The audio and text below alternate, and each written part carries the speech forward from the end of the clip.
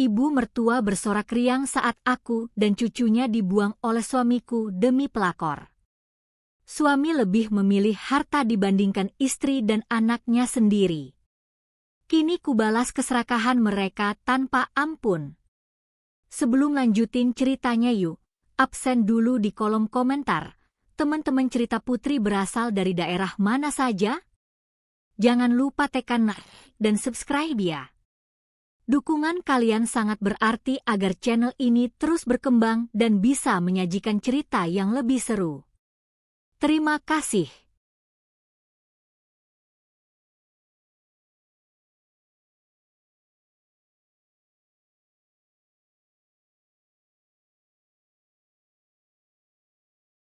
Namaku Astuti.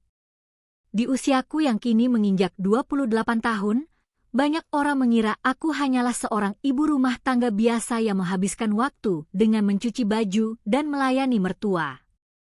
Namun, di balik daster lusuh dan tangan yang kasar karena detergen, aku menyimpan rahasia besar yang sanggup mengguncang bursa saham di ibu kota.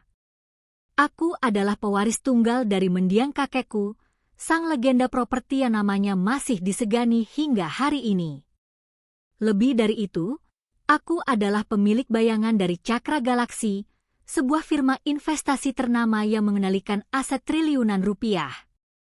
Aku memilih hidup dalam kesederhanaan karena aku percaya pada cinta sejati. Sebuah kenaifan yang kini harus kubayar dengan harga yang sangat mahal. Hari ini langit tampak mendung. Seolah tahu bahwa hatiku sedang terkoyak hebat. Di depanku, Siti, ibu mertua yang selama 3 tahun ini aku layani dengan penuh kesabaran melemparkan sebuah koper butut ke teras rumah yang mulai basah oleh rintik hujan. Suara tawa melengkingnya membelah kesunyian. Sebuah nada kemenangan yang sangat menyakitkan telinga. Di sampingnya, Rendra berdiri mematung. Pria yang dahulu berjanji menjagaku di depan Tuhan itu kini hanya menunduk. Tidak berani menatap mataku yang memerah menahan tangis. Bawa pergi anak sialan itu. Astuti, kami tidak butuh beban di rumah ini. Rendra berhak mendapatkan wanita yang setara. Bukan gembel tidak berguna sepertimu. Teriak Siti dengan telunjuk yang lurus menuding wajahku. Aku mendekap erat bayiku Arka yang baru berusia 1 tahun. Tubuh kecilnya terasa hangat karena demam yang tak kunjung turun sejak semalam. Namun mertuaku sama sekali tidak peduli. Bagi mereka, Arka hanyalah pengeluaran tambahan yang menyusahkan. Mereka baru saja mendengar kabar bahwa bisnis tekstil kecil milik Rendra sedang berada di ambang kebangkrutan. Bukannya introspeksi diri atas manajemen yang buruk, mereka justru menyalahkanku sebagai pembawa sial. Mereka tidak tahu bahwa selama ini aku yang secara diam-diam menyuntikkan dana lewat jalur belakang agar bisnis itu tetap bisa bernapas. Tanpa bantuanku, mereka seharusnya sudah jatuh miskin sejak 2 tahun lalu. Mas, kamu tega melakukan ini pada istrimu sendiri, pada darah dagingmu. Suaraku bergetar hebat. Bukan karena aku takut akan masa depan, tapi karena aku merasa bodoh telah mencintai pria serendah ini. Rendra mendongak, matanya menatapku dengan tatapan yang dingin dan asing. Maaf, Astuti. Ibu benar. Kita sudah tidak sejalan lagi. Aku butuh investasi besar untuk menyelamatkan posisiku dan Sarah bisa memberikan semua itu. Kamu hanya menghambat kemajuanku. Kamu hanya wanita desa yang tidak mengerti bagaimana dunia bisnis bekerja. Sarah. Nama itu disebut seolah dia adalah dewi penolong yang turun dari langit. Aku tersenyum pahit di tengah isak tangis yang mulai pecah. Mereka mengusirku karena mengincar harta warisan kakekku yang mereka pikir tidak akan pernah sampai ke tanganku, karena aku hanya seorang yatim piatu yang mereka anggap miskin. Mereka sangat mendewakan kekayaan.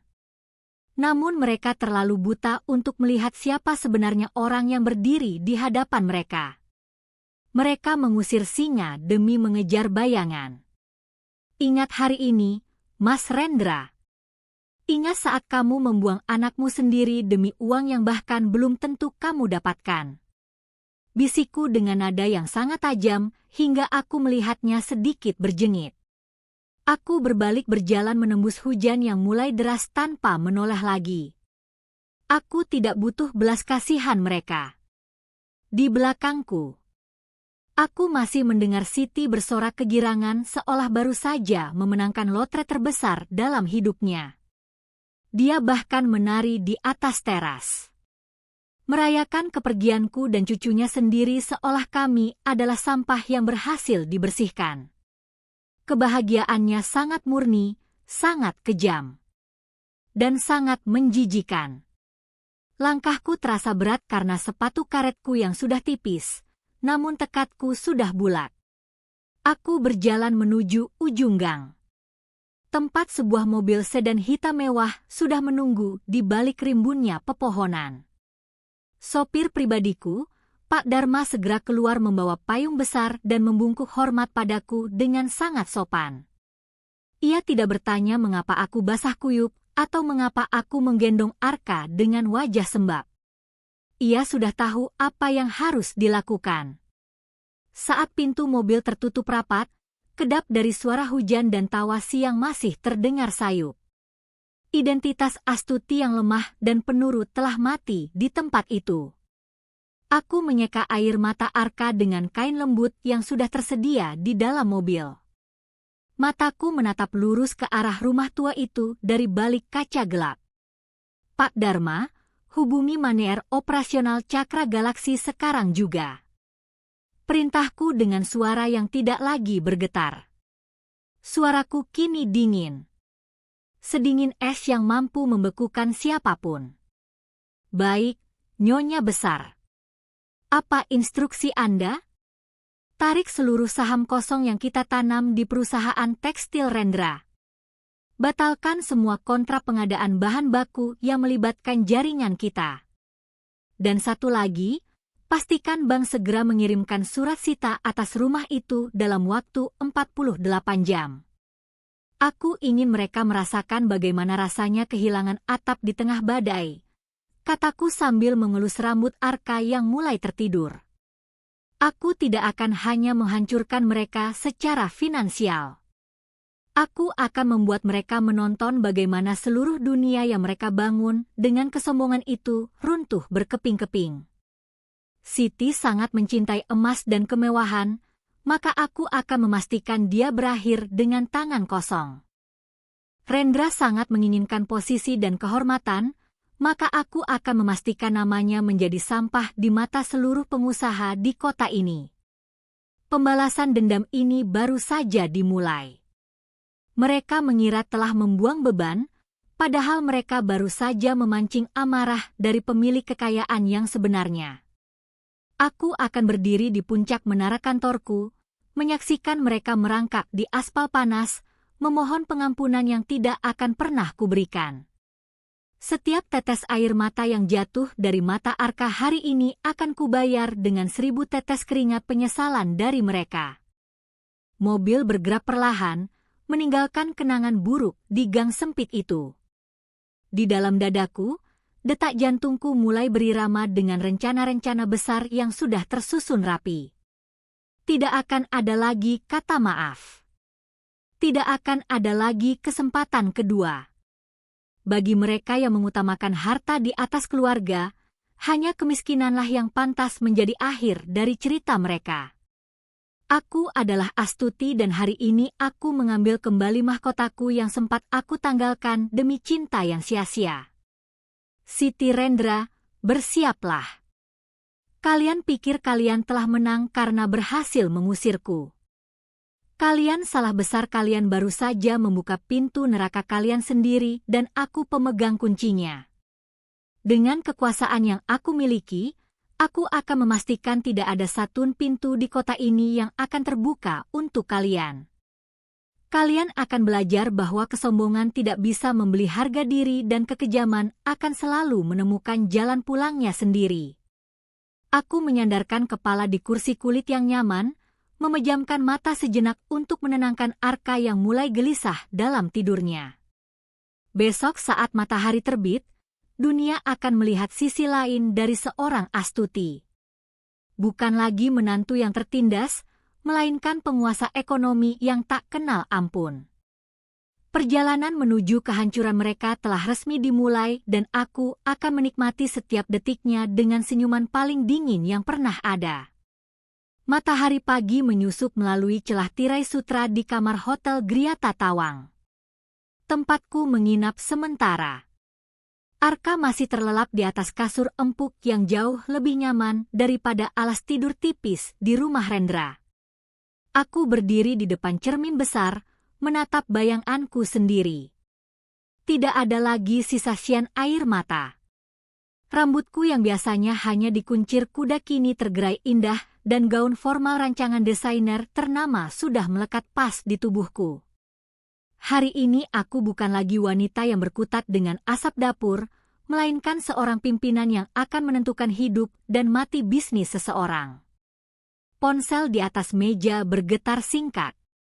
Sebuah pesan masuk dari Pak Dharma menginformasikan bahwa seluruh direksi Cakra Galaksi sudah berkumpul di ruang rapat utama. Aku mengambil tas tangan kulit buaya dan melangkah keluar dengan penuh percaya diri.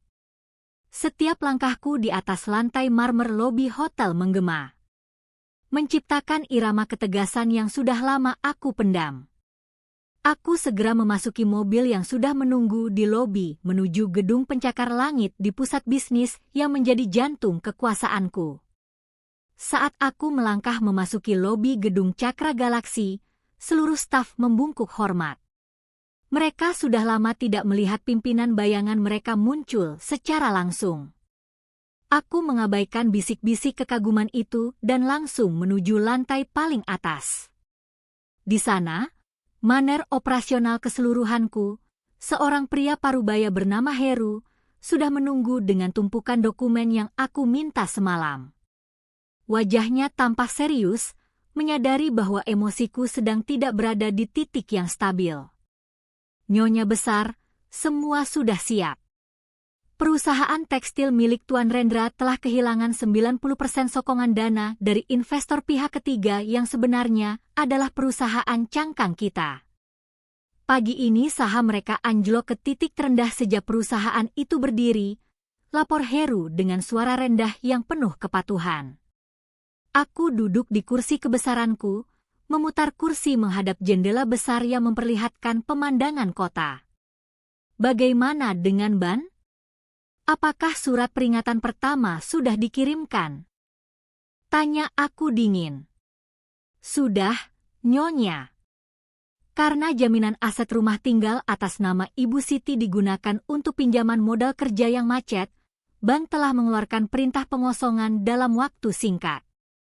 Mereka tidak punya cukup waktu untuk mencari bantuan hukum karena seluruh pengacara papan atas di kota ini sudah kita instruksikan untuk menolak kasus mereka.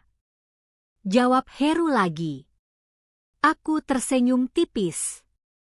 Siti pasti sedang panik luar biasa saat ini. Aku bisa membayangkan bagaimana dia berlari ke sana kemari, mencoba menghubungi koneksi-koneksi yang dia banggakan hanya untuk menemukan bahwa semua pintu telah tertutup rapat. Dia selalu membanggakan koneksi sosialnya yang sebenarnya hanyalah remah-remah dari pengaruh kakekku yang belum dia ketahui. Sekarang dia akan merasakan bagaimana rasanya menjadi orang asing di lingkungannya sendiri. Lalu bagaimana dengan Sarah wanita yang mereka puja sebagai penyelamat itu? Aku bertanya sambil memainkan sebuah pena emas di jemariku. Heru menunjukkan sebuah profil di layar gawai. Sarah adalah bagian dari rencana kita, Nyonya. Seperti yang Anda perintahkan 6 bulan lalu ketika Anda mulai mencium aroma pengkhianatan, kita menempatkan Sarah sebagai sosok pengusaha kaya raya yang tertarik berinvestasi pada Rendra. Rendra sangat yakin bahwa Sarah akan menyuntikkan dana sebesar miliar siang ini. Namun yang akan dia dapatkan justru adalah surat pemutusan kerjasama secara sepihak dan tuntutan ganti rugi atas pelanggaran kontrak. Aku mengangguk puas. Sarah sebenarnya adalah salah satu asisten terbaikku yang memiliki kemampuan akting luar biasa. Aku sengaja menciptakan sosok Sarah untuk menguji kesetiaan Rendra. Dan ternyata suamiku itu gagal total dalam ujian tersebut. Dia dengan mudahnya melepaskan istri dan anaknya demi janji-janji manis dari seorang wanita yang dia anggap lebih menguntungkan. Betapa malangnya dia mengejar Fathmorgana yang sengaja aku bangun untuk menjebaknya. Pastikan pertemuan siang ini terjadi di restoran tempat mereka biasa merayakan keberhasilan semua. Aku ingin mereka merasa berada di puncak dunia tepat sebelum aku menjatuhkan mereka ke dasar jurang yang paling gelap. Perintahku, aku menghabiskan sisa pagi itu dengan meninjau laporan keuangan. Rasanya aneh melihat bagaimana angka-angka ini bisa menentukan martabat seseorang. Bagi Siti dan Rendra, angka-angka ini adalah Tuhan. Bagiku ini hanyalah alat untuk menegakkan keadilan. Aku tidak merasa jahat. Aku hanya memberikan mereka cermin atas apa yang telah mereka lakukan padaku dan Arka. Jika mereka tidak rakus, mereka tidak akan masuk ke dalam lubang yang aku gali. Tepat tengah hari aku berangkat menuju restoran mewah yang dimaksud. Aku memilih meja yang agak tersembunyi, namun memiliki sudut pandang luas ke arah meja utama di tengah ruangan. Dari kejauhan, aku melihat Rendra dan Siti sudah duduk dengan wajah berseri-seri. Rendra mengenakan setelan jas terbaiknya. Sementara Si memakai perhiasan emas yang sangat mencolok. Seolah ingin menunjukkan pada seluruh pengunjung restoran bahwa dia adalah orang kaya baru yang patut dihormati. Tak lama kemudian, Sarah datang dengan penampilan yang sangat glamor. Aku bangkit berdiri. Cium tangan Sarah dengan penuh pemujaan. Pemandangan yang membuat perutku mual. Siti menyambutnya dengan pelukan hangat. Bahkan dia terlihat tertawa lebar sambil sesekali membisikkan sesuatu yang kemungkinan besar adalah ejekan tentang aku yang sudah mereka buang. Mereka tampak sangat bahagia. Seolah-olah masa depan cerah sudah ada di genggaman tangan. Aku memberi kode pada Sarah melalui pesan singkat. Detik berikutnya, aku melihat ekspresi Sarah berubah menjadi sangat formal dan dingin. Dia mengeluarkan sebuah map merah, bukan dokumen investasi yang mereka harapkan, melainkan surat sita dan pembatalan kontrak. Aku bisa melihat dari kejauhan bagaimana wajah Rendra berubah pucat pasi dalam hitungan detik. Senyum Siti menghilang digantikan oleh kerutan kebingungan yang sangat dalam. Apa maksudnya ini, Sarah? Mana cek dananya? Kamu bercanda, kan? Aku bisa mendengar suara Rendra yang meninggi karena kepanikan. Meskipun jarak kami cukup jauh, Sarah hanya berdiri, merapikan pakaiannya, dan menatap mereka dengan tatapan merendahkan. Dia tidak mengatakan banyak hal. Hanya satu kalimat yang aku tahu akan menghancurkan mental mereka. Seluruh modal ini bukan milikku, Rendra. Aku hanya bekerja untuk seseorang yang jauh lebih berkuasa darimu. Dan orang itu sudah tidak ingin melihat wajahmu lagi di dunia bisnis. Siti mulai berteriak histeris, menarik lengan baju Sarah. Namun, petugas keamanan restoran segera melerai. Mereka kini menjadi pusat perhatian seluruh pengunjung. Orang-orang mulai berbisik, menertawakan kehancuran mendadak dari keluarga yang baru saja pamer kemewahan itu. Aku menyesap teh hangatku perlahan, menikmati pemandangan di depanku. Ini hanyalah permulaan. Badai yang sesungguhnya bahkan belum benar-benar menghantam rumah mereka. Rendra terduduk lemas di kursinya. Sementara Siti mulai memegang dadanya, tanpa sesak napas karena syok yang teramat sangat. Mereka kehilangan segalanya dalam waktu 1 jam, harta, harga diri, dan masa depan. Aku bangkit dari kursiku, berjalan perlahan melewati meja mereka tanpa menoleh sedikitpun. Aku ingin mereka merasakan kehadiranku sebagai sosok asing yang tak tersentuh. Bukan lagi Astuti yang bisa mereka injak-injak. Saat aku keluar dari restoran, Pak Dharma sudah membukakan pintu mobil. Aku masuk dan duduk dengan tenang. Perasaan puas mulai merayap di hatiku. Namun, ada sedikit kehampaan yang tersisa. Ternyata menghancurkan orang yang kita cintai atau orang yang dulu kita kira kita cintai tidaklah semudah membalikkan telapak tangan. Namun, demi Arka, aku harus menyelesaikan apa yang sudah aku mulai. Aku akan memastikan mereka tidak akan pernah bisa bangkit lagi untuk menyakiti anakku. Perang ini baru saja memasuki babak yang paling krusial dan aku tidak akan menunjukkan belas kasihan sedikitpun. Rintik hujan semalam telah berganti menjadi terik matahari yang menyingat kulit. Namun dingin di hatiku tetap tidak mencair. Aku duduk di kursi belakang mobil mewah yang melaju membelah jalanan protokol menuju sebuah kawasan perumahan menengah yang sangat kukenal. Itu adalah kawasan tempat rumah Rendra berada. Rumah yang 3 tahun ini kutinggali dengan penuh pengabdian sebagai menantu yang penurut. Di tanganku, sebuah map kulit berwarna hitam berisi sertifikat asli tanah dan bangunan tersebut telah berpindah tangan secara sah ke bawah kendali firma investasi milikku. Aku melihat dari kejauhan sebuah truk besar terparkir di depan gerbang rumah itu. Beberapa petugas berseragam dari pihak bank dan jurusita sudah berdiri di sana dikawal oleh 2 orang aparat kepolisian. Pemandangan itu sungguh kontras dengan kemeriahan palsu yang kulihat di restoran tadi siang. Aku memerintahkan Pak Dharma untuk menepi agak jauh, membiarkanku menyaksikan babak awal dari pengosongan paksa ini dari balik kaca film mobil yang gelap. Aku ingin melihat bagaimana kesombongan Siti runtuh saat fondasi kehidupannya ditarik secara paksa. Siti keluar dari pintu depan dengan rambut yang acak-acakan. Wajahnya yang biasanya penuh bedak tebal kini tampak kusam dan basah oleh keringat dingin. Dia berteriak histeris. Mencoba menghalangi petugas yang mulai menempelkan stiker penyegelan di tembok pagar. Rendra menyusul di belakangnya. Wajahnya tampak kuyu dengan kemeja yang sudah tidak rapi lagi. Dia mencoba bernegosiasi dengan petugas jurusita menunjukkan beberapa lembar dokumen yang aku tahu hanyalah salinan kontrak bodong yang sudah tidak berlaku. Kalian tidak bisa melakukan ini. Ini rumah saya. Saya sudah membayar cicilannya setiap bulan. Teriak Siti dengan suara parau yang melengking hingga terdengar ke telingaku meskipun kaca mobil tertutup rapat. Petugas jurusita itu menggelengkan kepala dengan wajah datar. Seolah sudah terbiasa menghadapi drama seperti ini setiap hari. Maaf, Nyonya Siti. Aset ini telah dijadikan jaminan tambahan untuk pinjaman modal kerja perusahaan putra Anda yang gagal bayar.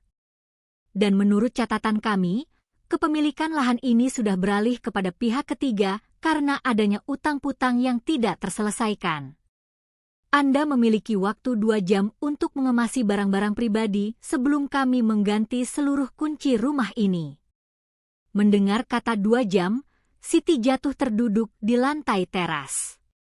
Dia mulai meratap, memanggil-manggil nama kakekku, menyebut bahwa jika kakekku masih hidup, hal ini tidak akan pernah terjadi. Sungguh ironis. Dia baru mengingat kebaikan kakekku saat posisinya terdesak. Padahal selama aku menjadi menantunya, dia selalu menghina garis keturunanku yang dia sebut sebagai keluarga miskin yang hanya beruntung bisa menikah dengan anaknya. Dia tidak pernah tahu bahwa seluruh kemewahan yang dia nikmati selama ini adalah tetesan sisa dari kejayaan mendiang kakekku yang sengaja aku biarkan mengalir untuk mereka. Rendra tampak frustrasi.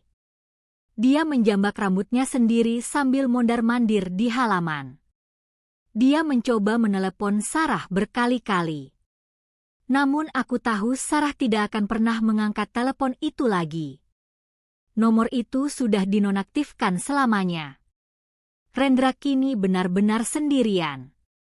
Teman-teman bisnisnya yang biasanya menjilat demi mendapatkan modal kini satu persatu menghilang setelah mendengar kabar anjloknya saham perusahaan tekstilnya. Di dunia yang dia agung-agungkan, pertemanan hanyalah soal berapa banyak keuntungan yang bisa diperas. Aku membuka pintu mobil sedikit, membiarkan hawa panas masuk sejenak. Aku ingin dia melihatku. Aku melangkah keluar dengan anggun, mengenakan kacamata hitam besar dan menggandeng tas bermerek yang harganya setara dengan cicilan rumah mereka selama 1 tahun. Aku berjalan perlahan menuju gerbang, melewati kerumunan tetangga yang mulai berdatangan untuk menonton tontonan gratis yang memalukan ini. Begitu melihatku, mata Siti membelalak seolah melihat hantu. "Astuti, kamu sedang apa kamu di sini? Apa kamu datang untuk menertawakan kami?" Si bangkit berdiri, mencoba mengumpulkan sisa-sisa keberaniannya untuk menyerangku. "Pergi kamu, gembel sepertimu tidak pantas berada di sini. Ini urusan orang kaya, bukan urusanmu." Aku melepaskan kacamata hitamku perlahan, menatapnya dengan tatapan yang sangat datar. "Aku tidak datang untuk mengertawakanmu, Ibu Siti. Aku hanya datang untuk meninjau aset baruku. Kalian sedang berdiri di atas tanahku sekarang." Ucapku dengan suara yang tenang namun sangat menusuk. Rendra mendekat dengan wajah bingung. "Apa maksudmu, Astuti? Aset baru? Jangan bercanda. Kamu tidak punya uang sepeser pun sejak aku mengusirmu semalam. Jangan berhalusinasi hanya karena kamu depresi." Aku mengeluarkan surat keterangan kepemilikan dari map hitam yang kubawa dan menunjukkannya tepat di depan wajah Rendra. "Baca dengan teliti, Mas Rendra. Cakra Galaksi adalah pemilik sah dari seluruh aset yang kalian jam dan aku adalah pemilik tunggal dari Cakra Galaksi. Perusahaan yang kamu harapkan investasinya tadi siang juga berada di bawah kendaliku. Jadi secara teknis akulah yang baru saja memutuskan hubungan kerjasama denganmu sekaligus mengusirmu dari rumah ini." Keheningan seketika menyergap halaman itu. Wajah Rendra berubah menjadi sepucat kertas. Sementara Siti tampak kesulitan mengatur napasnya. Mereka menatap surat itu seolah-olah itu adalah vonis mati. Kebenaran yang baru saja aku ungkapkan meruntuhkan seluruh logika yang mereka bangun selama ini. Mereka tidak bisa mempercayai bahwa wanita yang mereka hina sebagai beban dan gembel adalah orang yang memegang kendali atas seluruh hidup mereka. "Mungkin kamu bohong. Kamu pasti memasukkan dokumen ini," jerit Siti sambil mencoba merebut surat itu dari tanganku. Namun Pak Dharma dengan sigap menghalanginya. "Silakan periksa keabsahannya di pengadilan jika kalian punya uang untuk membayar pengacara," sahutku sambil tersenyum sinis. "Tapi untuk saat ini, 2 jam kalian sudah mulai berjalan. Jika dalam 2 jam barang-barang kalian masih ada di dalam, petugas akan membuangnya ke tempat sampah umum di ujung jalan. Sama seperti kalian membuang koperku semalam di tengah hujan." Rendra jatuh berlutut di depanku, mencoba meraih ujung sepatuku. "Astuti, maafkan aku. Aku khilaf. Tolong jangan lakukan ini pada kami. Ibu punya penyakit jantung. Dia tidak bisa tinggal di jalanan. Mari kita bicarakan ini baik-baik. Aku akan menceraikan Sarah. Aku akan kembali padamu dan Arka." Aku menarik kakiku agar tidak disentuh oleh tangan kotornya. Rasa mual kembali muncul saat mendengar tawaran menjijikan itu. "Kembali padaku, Mas. Kamu membuang anakmu yang sedang demam di tengah badai hanya demi wanita yang kamu pikir kaya raya. Kamu tidak punya hak untuk menyebut nama Arka lagi. Dan untuk Ibu Siti, bukankah Ibu bilang aku ini pembawa sial? Nah, Sekarang aku pergi dan kesialanmu baru saja dimulai tanpa kehadiranku. Aku berbalik badan mengabaikan tangisan histeris Siti yang mulai meronta-ronta di lantai teras. Aku berjalan kembali menuju mobil dengan kepala tegak.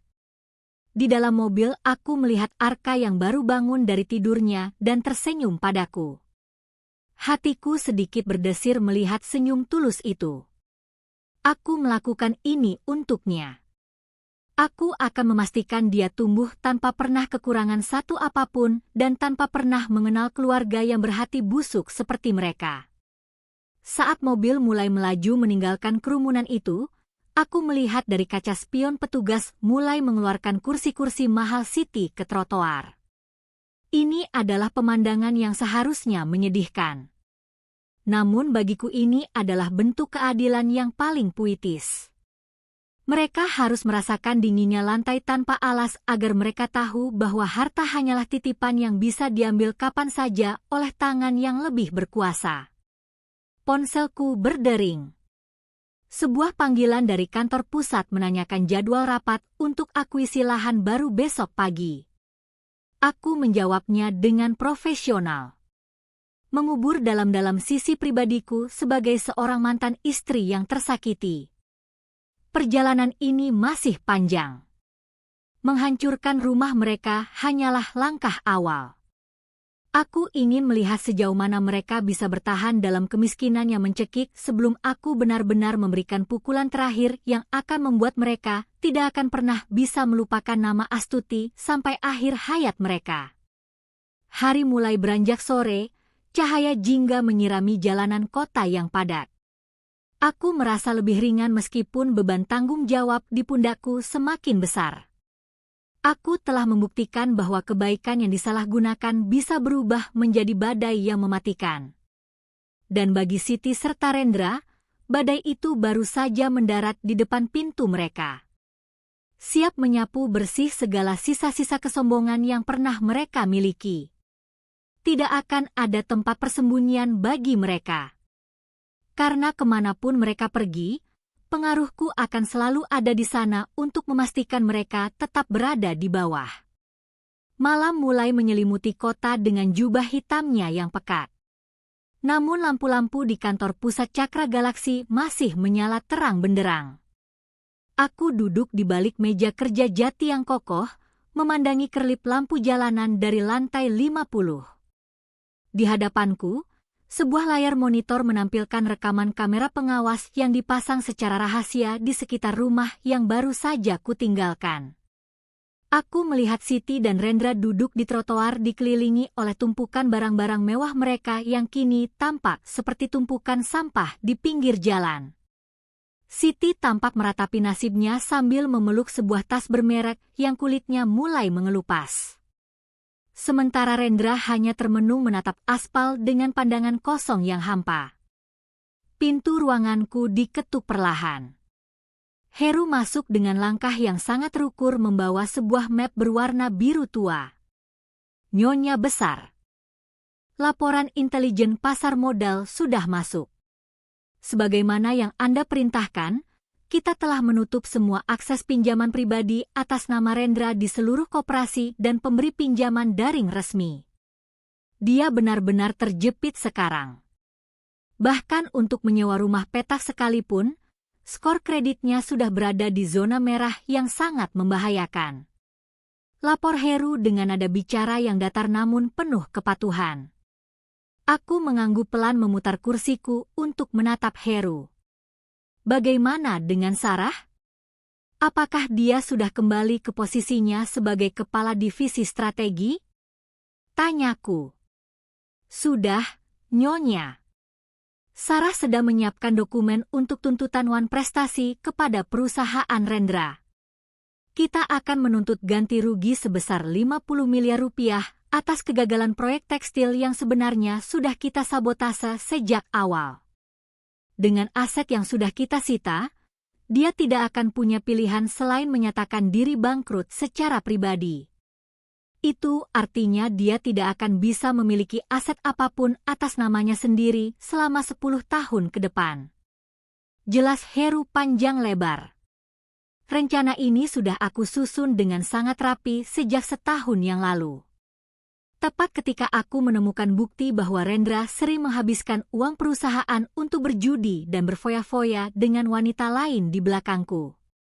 Selama ini aku hanya diam. Memperhatikan dari kejauhan bagaimana dia perlahan-lahan menggali lubang kuburnya sendiri. Aku memberinya banyak kesempatan untuk berubah, namun dia justru semakin melonjak dan puncaknya adalah saat dia berani membuangku dan Arka. Kini saatnya aku menutup lubang itu dan menimbunnya dengan tumpukan utang yang tidak akan pernah bisa dia bayar seumur hidupnya. Heru, pastikan besok pagi Siti menerima kabar bahwa seluruh perhiasan yang dia beli setahun terakhir adalah emas palsu. Berikan informasi itu lewat toko perhiasan langganannya yang sudah kita beli saham mayoritasnya.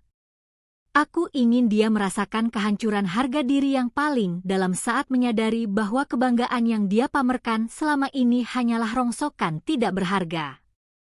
Perintahku dengan senyum dingin yang menghiasi bibirku. Si selalu memandang rendah orang lain berdasarkan apa yang mereka kenakan. Dia sering mengejek baju-bajuku yang sederhana, menyebutku tidak tahu cara bersosialisasi dengan kalangan atas. Besok dia akan tahu bahwa emas yang melilit leher dan lengannya hanyalah tembaga sepuhan yang harganya tidak lebih mahal dari sepotong roti.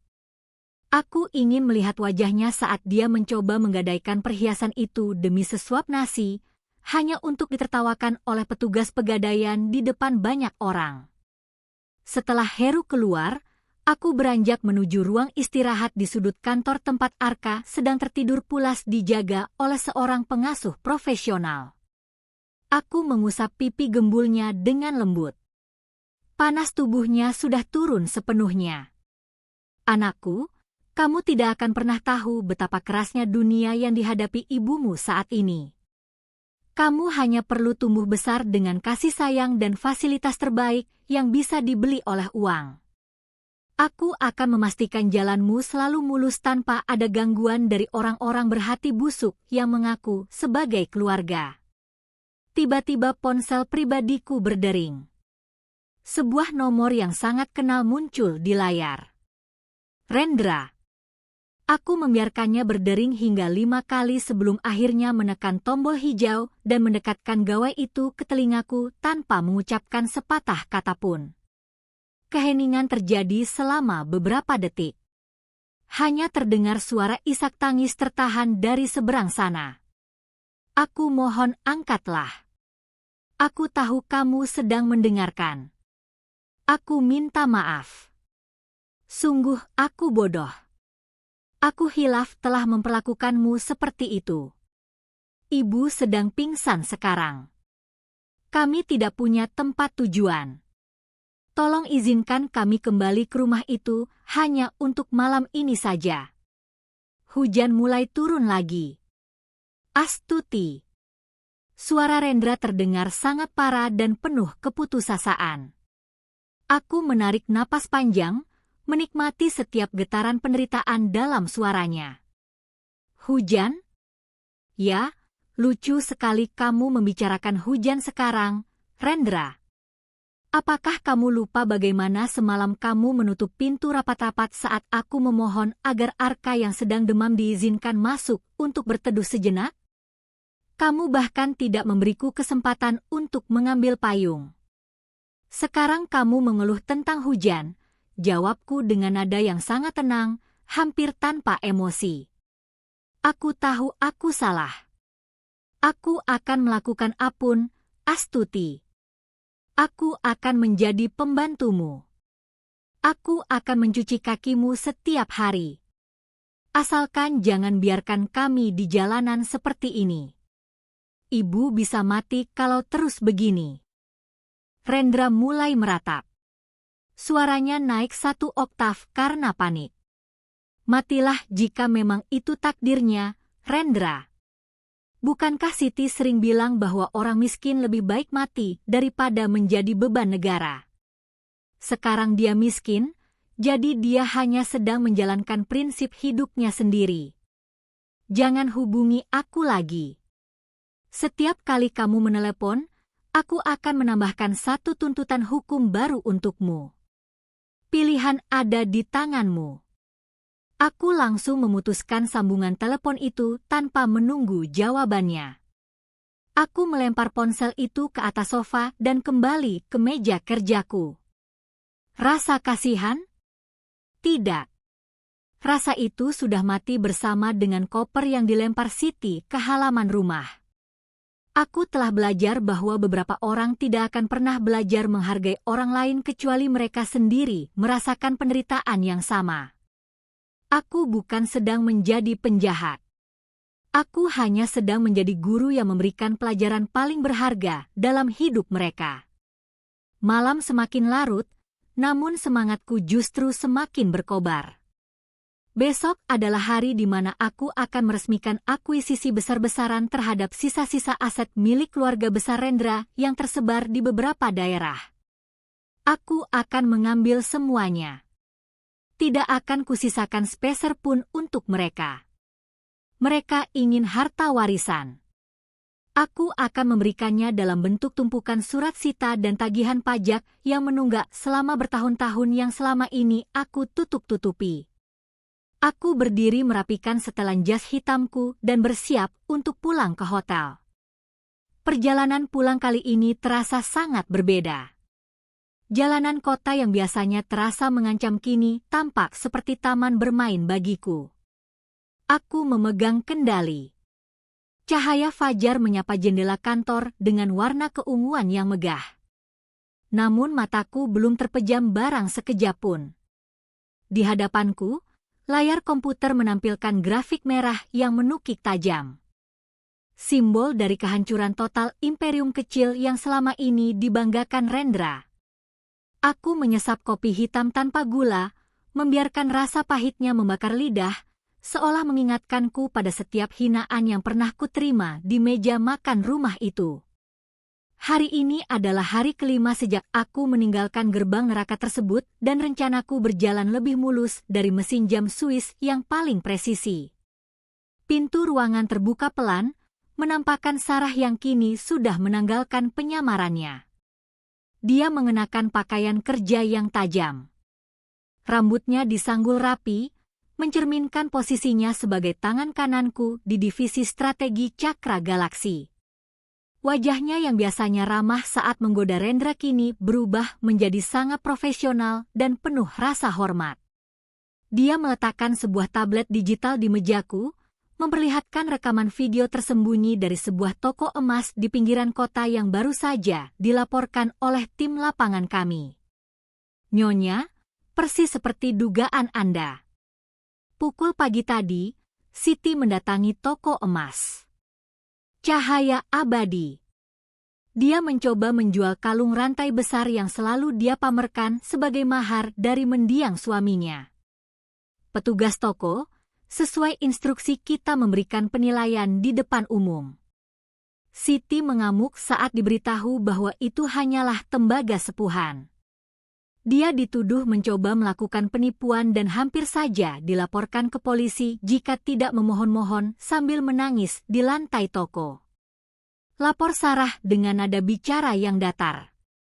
Aku menyandarkan punggung ke kursi kebesaranku, merasakan kepuasan yang dingin merayap di tulang belakang.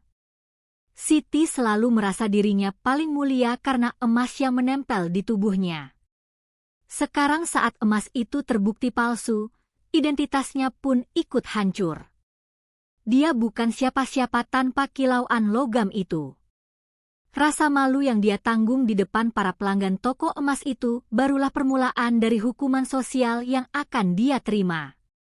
Aku ingin dia merasakan bagaimana rasanya dipandang rendah oleh orang asing. Persis seperti dia memandangku selama 3 tahun ini. Lalu bagaimana dengan Rendra? Tanyaku singkat. Rendra sedang berada di kantor kurator bangkrut. Dia mencoba mencairkan dana pensiun yang tersisa.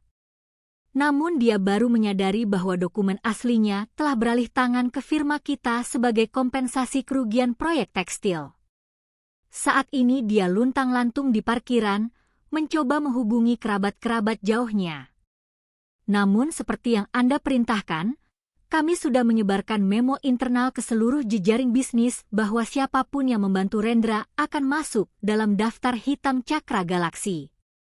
Mereka semua menutup pintu untuknya, jawab Sarah. Aku berdiri dan berjalan menuju jendela besar, menatap kesibukan kota di bawah sana. Rendra pasti merasa dunia ini sangat sempit sekarang. Setiap telepon yang dia buat hanya akan berujung pada penolakan. Setiap pintu yang dia ketuk akan terkunci rapat. Dia akan belajar bahwa di dunia ini kesetiaan seringkali hanya sebatas saldo di rekening bank. Dan saat saldonya nol, kesetiaannya kepada ibunya pun akan mulai diuji oleh rasa lapar dan putus asa. Aku ingin melihat apakah mereka akan tetap saling menyayangi saat hanya ada sepotong roti kering untuk dibagi berdua. Sarah, siapkan unit apartemen kecil di kawasan kumuh pinggiran kota. Pastikan unit itu sangat lembab, berisik, dan jauh dari standar hidup yang pernah mereka bayangkan. Gunakan nama pihak ketiga untuk menyuakannya kepada mereka dengan harga yang terlihat murah. Namun, sebenarnya itu adalah jebakan kontrak jangka panjang yang mengikat.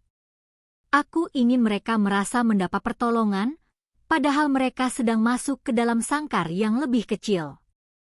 Perintahku, mengapa tidak membiarkan mereka di jalanan saja?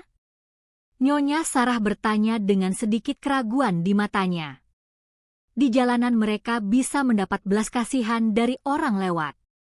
Di apartemen sempit itu, mereka hanya akan memiliki satu sama lain untuk disalahkan. Aku ingin mereka saling membenci. Aku ingin Rendra menyalahkan ibunya karena terlalu boros. Dan aku ingin Siti menyalahkan Rendra karena tidak becus menjaga bisnis. Kebencian di antara mereka akan jauh lebih menyakitkan daripada rasa lapar. Jelasku sambil tersenyum tipis. Aku teringat saat Arka sakit bulan lalu. Siti melarangku menggunakan mobil untuk membawa Arka ke dokter karena bensinnya terlalu mahal dan mobil itu harus tetap mengkilap untuk arisannya. Aku terpaksa menggendong Arka sejauh 2 kilometer di bawah terik matahari hingga kakiku melepuh. Ingatan itu seperti api yang terus membakar semangatku untuk tidak memberikan ampunan sedikit pun. Mereka tidak pantas mendapatkan belas kasihan karena mereka sendiri tidak pernah mengenalnya. Sore harinya aku mengunjungi Arka di ruang bermain yang khusus kubangun di lantai ini. Dia sedang tertawa mengejar bola plastik warna-warni bersama pengasuhnya. Melihat tawa tulusnya, beban di pundakku terasa sedikit ringan. Aku telah memindahkan seluruh aset pribadiku ke atas nama Arka dalam sebuah dana amanah yang tidak bisa disentuh oleh siapapun hingga dia dewasa nanti. Aku ingin memastikan bahwa apapun yang terjadi padaku, masa depan putraku telah terkunci dengan aman di dalam brankas baja yang tak tertembus. Saat aku kembali ke meja kerja, ponsel pribadiku bergetar lagi. Kali ini bukan telepon, melainkan sebuah pesan singkat dari nomor baru. Isinya singkat, namun penuh keputusasaan. Astuti, ibu jatuh sakit, dadanya sesak terus. Kami tidak punya uang untuk ke rumah sakit. Tolong pinjamkan sedikit saja. Aku akan membayarnya dengan kerja kasar apun. Aku hanya menatap pesan itu dengan dingin. Aku tahu si tidak benar-benar sakit parah. Dia hanya sedang menggunakan taktik lama untuk memancing empatiku. Dia selalu berpura-pura sakit jantung setiap kali keinginannya tidak dituruti oleh Rendra. Dulu aku akan panik dan melakukan apa saja untuknya. Sekarang aku hanya melihatnya sebagai sebuah naskah drama yang buruk. Aku tidak membalas pesan itu. Aku justru memblokir nomor tersebut dan memerintahkan tim T untuk melacak lokasi pengiriman pesan itu. Mereka berada di sebuah pangkalan ojek berteduh di bawah terpalor. Aku bisa membayangkan betapa hancurnya harga diri Rendra saat harus mengemis di tempat seperti itu. Pria yang dulunya selalu memakai sepatu kulit mengkilap kini mungkin sedang memakai sandal jepit pinjaman. Aku merasa puas. Namun ini belum cukup. Puncak konflik yang sesungguhnya haruslah terjadi saat mereka menyadari bahwa semua penderitaan ini bukanlah sebuah kebetulan, melainkan hasil karya seni yang aku lukis dengan sangat hati-hati. Pak Dharma, siapkan mobil. Kita akan lewat ke tempat mereka berada. Tapi jangan berhenti. Aku ingin mereka melihat kilatan mobil kita agar mereka tahu bahwa keberuntungan masih ada di dunia ini. Hanya saja keberuntungan itu sudah berpaling dari mereka, kataku saat memasuki lift pribadi. Sepanjang perjalanan aku hanya terdiam memandangi jalanan. Aku sudah tidak merasa seperti wanita yang tersakiti lagi. Aku merasa seperti seorang hakim yang sedang menjalankan vonis. Bagi banyak orang, mungkin tindakanku ini terlihat sangat kejam. Namun bagiku ini adalah cara satu-satunya untuk menyembuhkan luka yang mereka torehkan. Aku akan terus menekan hingga mereka benar-benar hancur, hingga tidak ada lagi kesombongan yang tersisa di dalam jiwa mereka yang kotor itu. Esok adalah hari di mana aku akan mengirimkan Sarah kembali untuk memberikan tawaran terakhir yang akan mengikat leher mereka selamanya.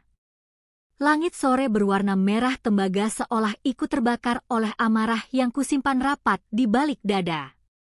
Di lantai 50 gedung Cakra Galaksi. Aku berdiri mematung menatap pantulan diriku di kaca besar. Hari ini adalah hari penentuan awal dari puncak badai yang telah kusiapkan dengan sangat teliti. Aku baru saja menerima laporan bahwa Rendra dan Siti telah menempati apartemen kumuh di pinggiran kota yang kusuakan lewat tangan ketiga. Tempat itu lembab, dindingnya berjamur, dan aroma selokan masuk melalui celah jendela yang tidak bisa tertutup rapat. Sungguh kontras dengan rumah megah yang mereka banggakan dahulu. Pintu ruanganku terbuka pelan. Sarah melangkah masuk dengan wajah yang lebih serius dari biasanya. Nyonya, umpan sudah dimakan. Rendra benar-benar putus asa. Dia menghubungi saya 10 kali dalam 1 jam terakhir, memohon agar saya memberikan pekerjaan apapun, bahkan sebagai kuli angkut di gudang sekalipun. Dia bilang ibunya terus mengeluh dadanya sakit dan mereka tidak punya uang untuk membeli obat. Lapor Sarah sambil menyerahkan rekaman suara percakapan telepon itu. Aku mendengarkan suara Rendra yang gemetar di rekaman itu. Pria yang dulunya membusungkan dada dan menyebutku penghambat kesuksesannya kini terdengar seperti pecundang yang kehilangan taring. Tidak ada lagi nada memerintah. Yang tersisa hanyalah rintihan memohon belas kasihan. Aku mematikan rekaman itu sebelum selesai. Rasa mual kembali muncul. Bukan karena kasihan, melainkan karena jijik melihat betapa rendahnya harga diri pria yang pernah kucintai itu. Katakan padanya, Sarah, katakan bahwa ada satu posisi kosong sebagai petugas kebersihan di kantor pusat sebuah firma investasi. Jangan sebutkan nama perusahaannya dulu. Katakan saja gajinya cukup untuk membawa ibunya ke rumah sakit, tapi dia harus menandatangani kontrak pengabdian mutlak yang tidak bisa dibatalkan selama 5 tahun. Perintahku, suaraku terdengar dingin, bergema di ruangan yang luas itu. Dan untuk Siti, tanya Sarah, kirimkan dokter gadungan ke apartemen mereka. Berikan dia obat penenang yang hanya akan membuatnya tidur pulas. Tapi katakan padanya bahwa itu adalah obat jantung yang sangat mahal yang dibayar oleh kebaikan hati calon majikan Rendra. Aku ingin dia merasa berhutang budi pada sosok yang sebenarnya paling dia benci, jawabku sambil tersenyum sinis. Malam itu aku memutuskan untuk pulang lebih awal. Aku ingin melihat Arka. Namun saat mobilku melintasi kawasan padat penduduk menuju hotel, aku melihat pemandangan yang membuat jantungku berdegup kencang. Di pinggir jalan, di bawah lampu merkuri yang remang-remang, aku melihat Rendra sedang duduk di depan sebuah apotek yang sudah tutup. Dia memegang kepalanya dengan kedua tangan. Tampak sangat hancur. Di sampingnya, Siti duduk di atas kursi plastik yang retak. Wajahnya pucat pasi dan terus-menerus memegangi dadanya. Aku memerintahkan Pak Dharma untuk memperlambat laju mobil, namun tetap menjaga jarak agar kaca film gelap ini melindungi identitasku. Aku melihat Rendra bangkit berdiri saat seorang pria keluar dari apotek melalui pintu samping. Rendra bersujud. Benar-benar bersujud di atas aspal yang kotor. Memohon sesuatu yang aku yakini adalah obat untuk ibunya. Pria itu menepis tangan Rendra dengan kasar dan pergi meninggalkannya begitu saja. Melihat sujud suamiku di depan orang asing demi sebotol obat, aku merasakan sebuah lonjakan emosi yang aneh. Apakah ini kepuasan ataukah ini luka lama yang kembali menganga? Aku teringat saat Arka menangis karena lapar karena Siti sengaja mengunci dapur agar aku tidak bisa mengambil susu untuknya. Saat itu Rendra hanya diam menonton di sofa sambil bermain gawai. Sekarang dia merasakan bagaimana rasanya menjadi orang yang tidak berdaya, orang yang suaranya tidak dianggap ada oleh dunia. Nyonya, apakah kita harus mengirimkan tim medis sekarang? Tanya Pak Dharma melalui spion tengah. Dia mungkin tidak tega melihat pemandangan itu. Tidak, biarkan mereka merasakan puncaknya malam ini. Besok pagi saat Rendra menginjakan kaki di gedung ini untuk bekerja, barulah drama yang sesungguhnya dimulai. Aku ingin Siti menyaksikan anaknya menjadi pelayan di bawah kakiku, jawabku dengan nada bicara yang datar. Meski jemariku mencengkeram teratas kulit di pangkuanku, keesokan paginya, suasana di gedung Cakra Galaksi sangat sibuk. Aku sengaja mengatur agar seluruh staf berkumpul di lobi untuk pengarahan mingguan. Aku duduk di balkon lantai 2 yang menghadap langsung ke arah lobi utama. Tak lama kemudian, sosok yang kutunggu muncul. Rendra datang dengan pakaian yang sangat kumal. Kemejanya kusut, sepatunya penuh lumpur, dan wajahnya tampak tidak tidur berhari-hari. Dia berjalan dengan kepala menunduk. Tampak sangat malu berada di tengah-tengah orang yang berpakaian rapi. Seorang petugas keamanan membawanya ke tengah lobi. Ini orangnya Nyonya Sarah. Katanya dia mau melamar jadi petugas kebersihan yang baru. Ucap petugas itu dengan suara keras yang menarik perhatian semua orang. Rendra tetap menunduk. Dia belum menyadari di mana dia berada. Dia hanya tahu dia butuh uang untuk Siti. Sarah melangkah maju mengenakan sepatu hak tinggi yang bunyinya beradu tajam dengan lantai marmer. Selamat datang Rendra. Kamu sangat tepat waktu. Tapi sebelum kamu mulai bekerja, majikan besarmu ingin menyapamu secara langsung. Ucap Sarah dengan nada yang penuh kemenangan. Rendra mendongak perlahan. Matanya menyisir sekeliling lobi yang mewah itu, hingga akhirnya pandangannya terpaku pada balkon lantai 2 tempatku duduk. Aku melepaskan kacamata hitamku, menatapnya lurus-lurus dengan tatapan yang penuh penghinaan. Aku melihat pupil matanya melebar, tubuhnya bergetar hebat hingga dia harus berpegangan pada tiang di dekatnya. Astuti, suaranya hampir tidak terdengar. Namun di lobi yang sunyi itu, namanya menggema dengan sangat jelas. Selamat pagi, Mas Rendra. Bagaimana tidurmu di apartemen baru?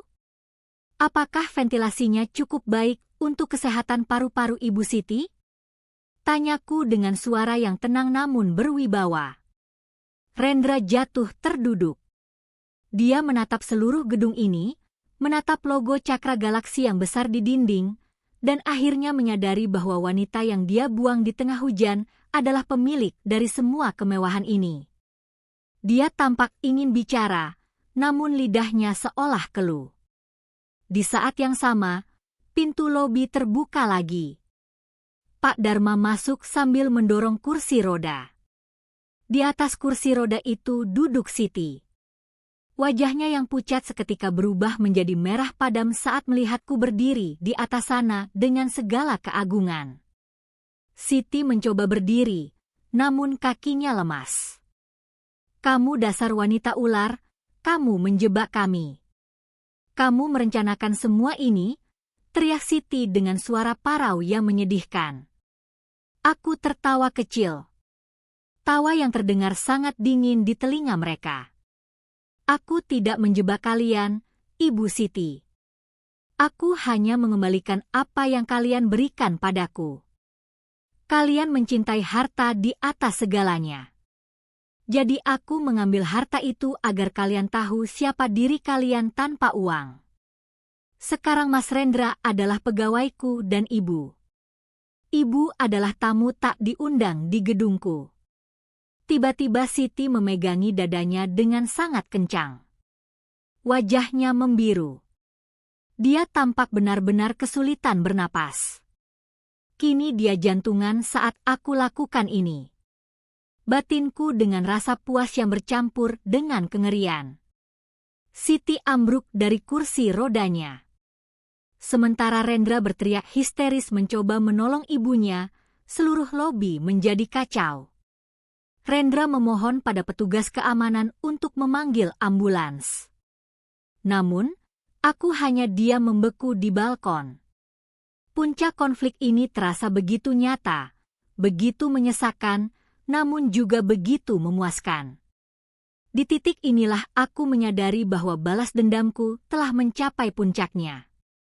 Namun di saat yang sama aku merasakan sebuah kekosongan yang sangat besar mulai menggerogoti jiwaku. Apakah ini yang kuinginkan? Melihat mereka mati di depan mataku, aku menatap wajah Arka di layar ponselku, mencari jawaban di tengah hiruk-pikuk kematian yang sedang mengintai di bawah sana. Suara sirine ambulans meraung membelah keheningan lobi Cakra Galaksi memantul di dinding marmer yang dingin.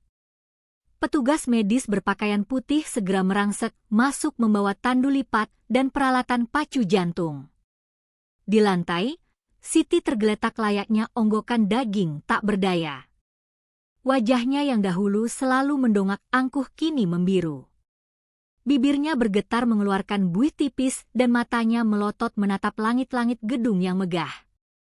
Rendra menangis meraung, memegangi tangan ibunya yang mulai mendingin. Ia tampak seperti rongsokan manusia di tengah kemewahan yang selama ini ia puja-puja.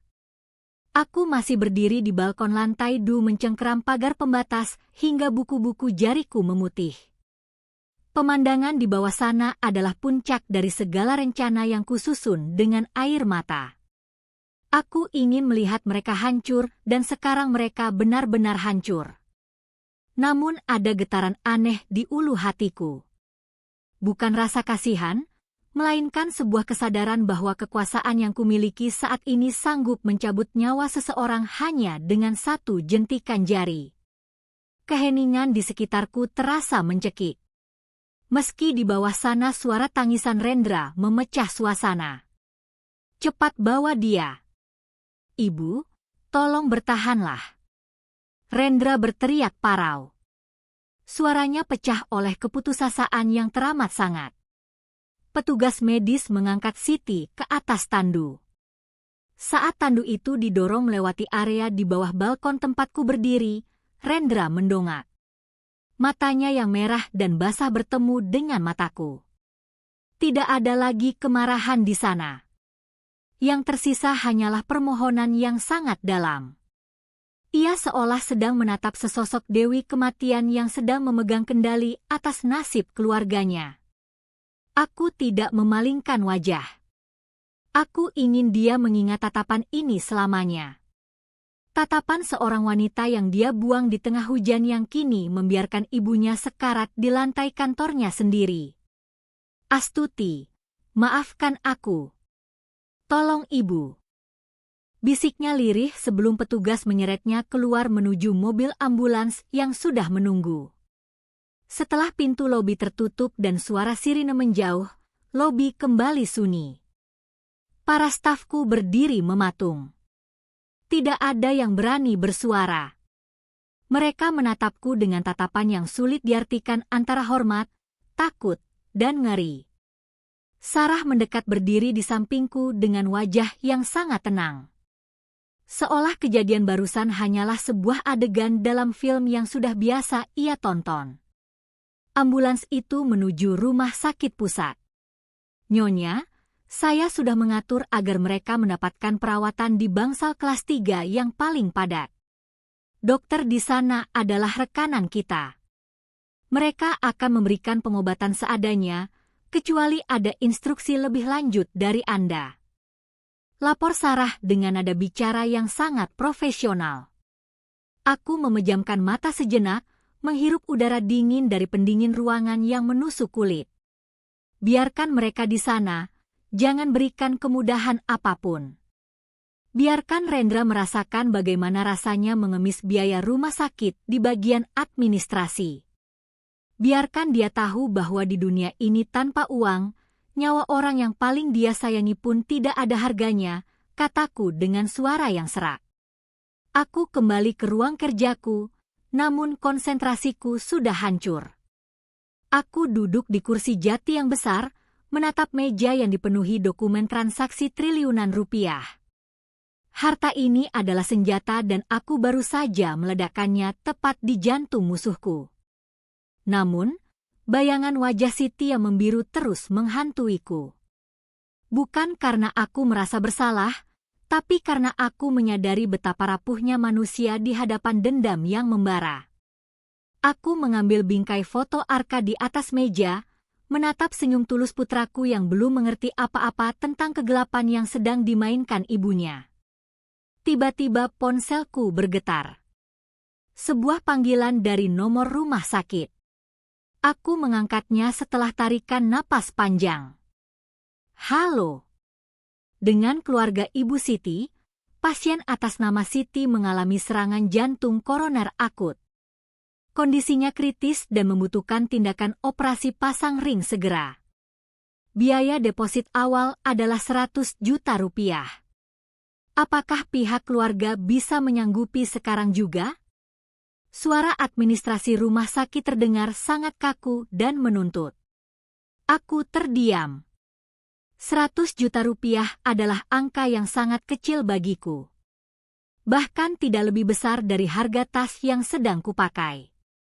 Namun bagi Rendra saat ini, angka itu mungkin setara dengan seluruh nyawa yang ia miliki. Aku bisa mendengar suara ribut di latar belakang telepon.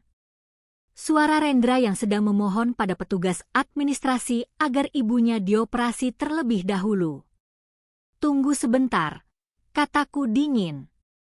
Aku menutup telepon itu tanpa memberikan jawaban pasti. Aku memanggil Pak Dharma. Siapkan mobil. Kita ke rumah sakit sekarang. Aku ingin melihat penderitaan ini dari jarak yang lebih dekat. Aku ingin melihat bagaimana Rendra menjual harga dirinya demi juta yang dulu ia anggap remeh saat membuangku. Perintahku, sepanjang perjalanan ke rumah sakit, aku hanya menatap jalanan kota yang mulai macet. Aku merasa seperti seorang algojo yang sedang berjalan menuju tiang gantungan untuk memastikan korbannya benar-benar mati. Namun, ada satu hal yang terus mengusik pikiranku. Jika Siti mati hari ini, apakah dendamku akan selesai ataukah aku justru akan terjebak dalam rasa hampa yang lebih dalam? Aku adalah Astuti, sang pemilik bayangan. Namun saat ini aku merasa seperti tawanan dari emosiku sendiri. Sesampainya di rumah sakit, bau karbol dan obat-obatan menyambutku. Aku berjalan menyusuri koridor bangsal kelas 3 yang sempit dan pengap. Di ujung koridor di depan meja administrasi, aku melihat Rendra sedang bersujud di depan seorang petugas wanita yang tampak bosan. Saya mohon, Sus. Selamatkan ibu saya dulu. Saya akan cari uangnya. Saya akan kerja apa saja. Tolong. Rendra menangis tersedu-sedu. Kepalanya menyentuh lantai rumah sakit yang kotor. Aku berdiri beberapa meter di belakangnya, melihat punggungnya yang bergetar. Inilah puncak konflik yang kuari. Pria yang dulu begitu sombong kini hancur berkeping-keping di bawah kakiku. Aku melangkah maju. Bunyi sepatu hak tinggiku bergema di koridor yang sunyi. Rendra menoleh perlahan dan saat dia melihatku, ada secercah harapan yang sangat menyedihkan di matanya. Astuti, kamu datang. Tolong Astuti, selamatkan ibu. Aku mohon aku akan jadi budakmu selamanya. Tapi tolong jangan biarkan ibu mati. Rendra merangkak mendekat. Mencoba meraih ujung kakiku lagi. Aku menatapnya dari ketinggian dengan tatapan yang lebih dingin dari es di kutub. Satu babak lagi. Rendra, jika kamu ingin aku membayar biaya rumah sakit ini, ada satu syarat yang harus kamu penuhi di depan semua orang di sini, ucapku dengan nada yang sangat rendah, namun penuh penekanan. Aku siap memberikan pukulan terakhir yang akan mengunci takdir mereka selamanya. Koridor rumah sakit yang sempit itu seketika terasa mencekik. Bau pembersih lantai yang tajam menusuk hidung bercampur dengan aroma keputusasaan yang menguar dari tubuh Rendra. Suami yang dahulu selalu tampil necis dengan kemeja bermerek itu kini tak lebih dari seonggok daging yang gemetar di atas lantai ubin yang dingin. Aku berdiri tegak membiarkan bayanganku menutupi tubuhnya yang meringkuk. Di sekeliling kami, beberapa penunggu pasien dan perawat mulai menoleh menyaksikan drama nyata yang jauh lebih kejam daripada sinetron televisi manapun. Apa syaratnya? Astuti, apunku akan melakukan apapun asal ibu selamat. Rendra meratap. Suaranya parah karena terlalu banyak menangis. Air matanya membasahi ujung sepatuku. Namun hatiku tetap sekeras batu karang. Aku menunduk sedikit, menatap matanya yang kosong. Berdirilah di tengah koridor ini. Rendra. Teriakan dengan lantang kepada semua orang bahwa kamu adalah seorang pengecut yang telah membuang istri dan anakmu demi harta yang palsu. Aku ingin kamu mengakui setiap hinaan yang kamu dan ibumu lemparkan padaku selama 3 tahun ini. Lakukan itu berulang kali sampai aku merasa pengakuanmu cukup tulus untuk ditukar dengan nyawa ibumu. Rendra tertegun. Wajahnya memucat, lebih pucat dari dinding rumah sakit. Harga diri adalah satu-satunya hal yang masih ia miliki meskipun ia sudah jatuh miskin. Meminta seorang pria sombong seperti Rendra untuk mempermalukan dirinya sendiri di depan umum adalah hukuman yang lebih berat daripada kematian. Namun, suara monitor jantung yang terdengar samar dari balik pintu ruang gawat darurat seolah menjadi lonceng kematian yang memburu waktunya. Aku tidak bisa. Bisiknya lirih, kepalanya tertunduk dalam. Kalau begitu silakan tunggu sampai garis di monitor itu menjadi datar. Rendra, aku tidak punya banyak waktu. Setiap detik yang kamu buang untuk berpikir adalah satu langkah Ibu Siti menuju liang lahat. Jawabku dingin sambil berbalik badan seolah hendak pergi. Tunggu, jangan pergi. Rendra berteriak histeris. Ia bangkit dengan kaki gemetar. Berdiri di tengah koridor yang mulai ramai. Orang-orang berhenti berjalan. Perawat menahan napas. Rendra memejamkan mata rapat-rapat lalu menarik napas panjang yang terasa sangat sesak. Saya adalah manusia paling rendah. Saya membuang istri saya, Astuti dan anak saya yang sedang sakit demi mengejar harta, teriaknya dengan suara menggelegar. Suaranya pecah di akhir kalimat diikuti oleh isak tangis yang memilukan. Saya dan ibu saya adalah orang-orang rakus yang tidak tahu. Terima kasih. Ia meneriakkan kalimat itu berkali-kali. Setiap kata yang keluar dari mulutnya terasa seperti belati yang menusuk harga dirinya sendiri. Beberapa orang berbisik-bisik menatapnya dengan pandangan jijik. Inilah yang kuinginkan. Aku ingin dunia tahu siapa dia sebenarnya di balik topeng kesuksesan palsunya. Aku ingin dia merasakan bagaimana rasanya menjadi tontonan dan bahan hinaan. Persis seperti yang sering ia lakukan padaku di depan teman-teman bisnisnya dulu. Setelah teriakan kelimanya, Rendra jatuh terduduk, menutupi wajahnya dengan kedua tangan. Bahunya berguncang hebat. Aku menatapnya tanpa ekspresi, lalu mengeluarkan selembar cek dari tas tanganku. Aku menandatanganinya dengan cepat dan meletakkannya di atas meja administrasi. Rp sebuah angka yang bisa membeli napas Siti untuk beberapa saat lagi, namun tidak akan pernah bisa membeli kembali kehormatan keluarga mereka yang sudah hancur lebur. Operasi dia sekarang, kataku kepada petugas administrasi yang sejak tadi terpaku melihat kejadian itu. Gunakan fasilitas terbaik, tapi jangan pernah biarkan mereka lupa siapa yang membayar semua ini. Petugas itu mengangguk cepat, segera memproses dokumen tersebut. Beberapa menit kemudian, tim dokter berlari menuju ruang operasi, membawa Siti yang sudah tidak sadarkan diri. Rendra mencoba mendekat. Namun, aku menghalangi jalannya dengan tangan kananku. Kamu sudah memenuhi syaratmu, Rendra. Tapi jangan berpikir ini adalah akhir dari segalanya. Operasi ini hanya menunda kematian ibumu, bukan menghapuskan utang-utangmu padaku.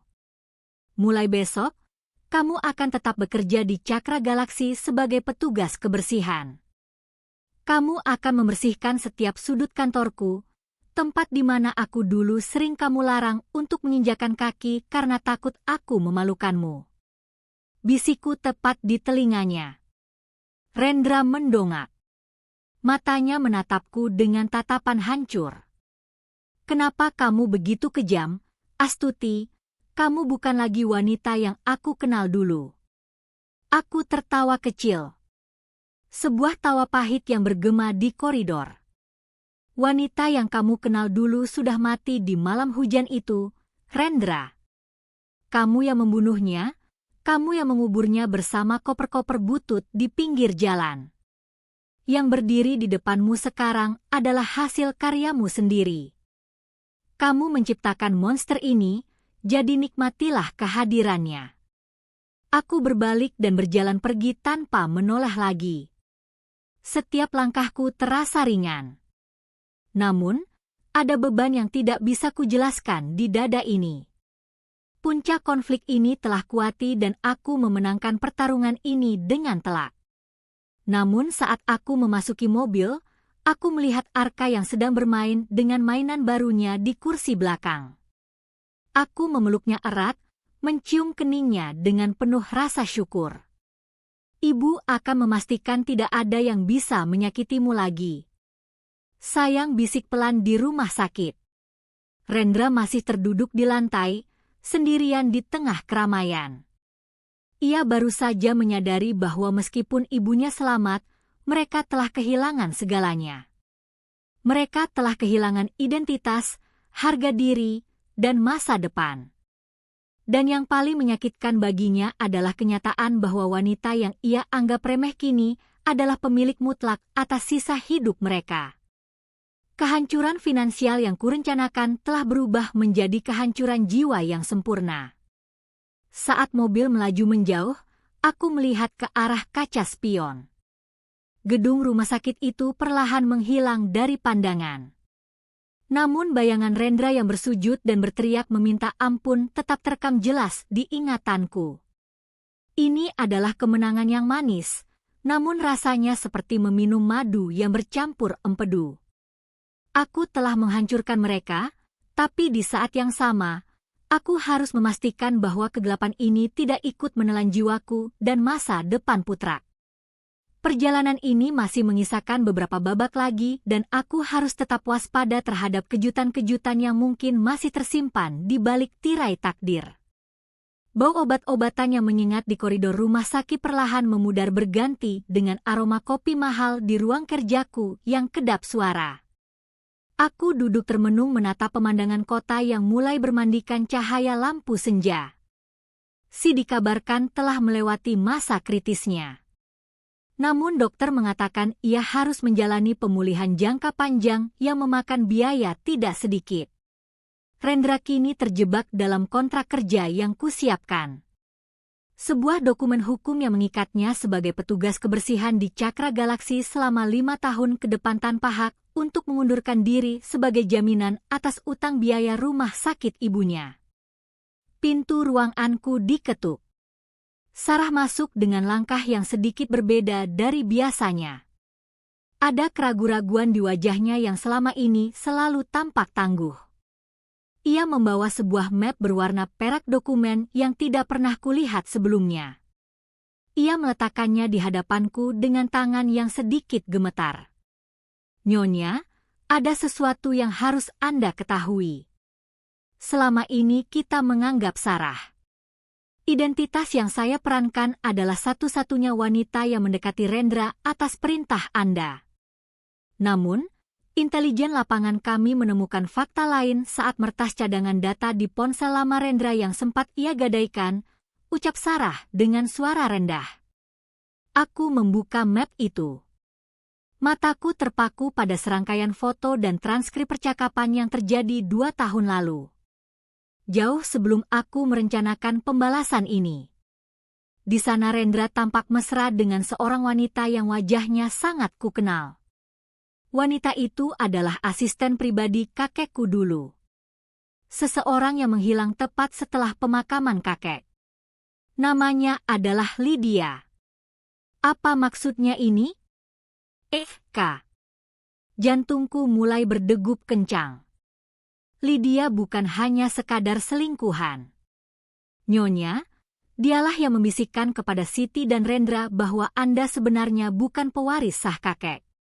Dia memasukkan dokumen yang membuat mereka percaya bahwa harta kakek telah dipindahkan ke yayasan luar negeri sehingga mereka merasa tidak perlu lagi berbuat baik kepada Anda.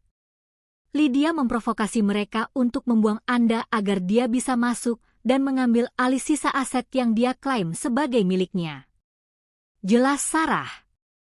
Aku menarik napas tajam.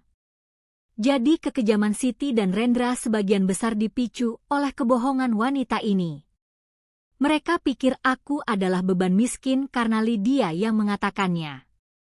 Namun plot twist yang lebih mengejutkan muncul di lembar berikutnya.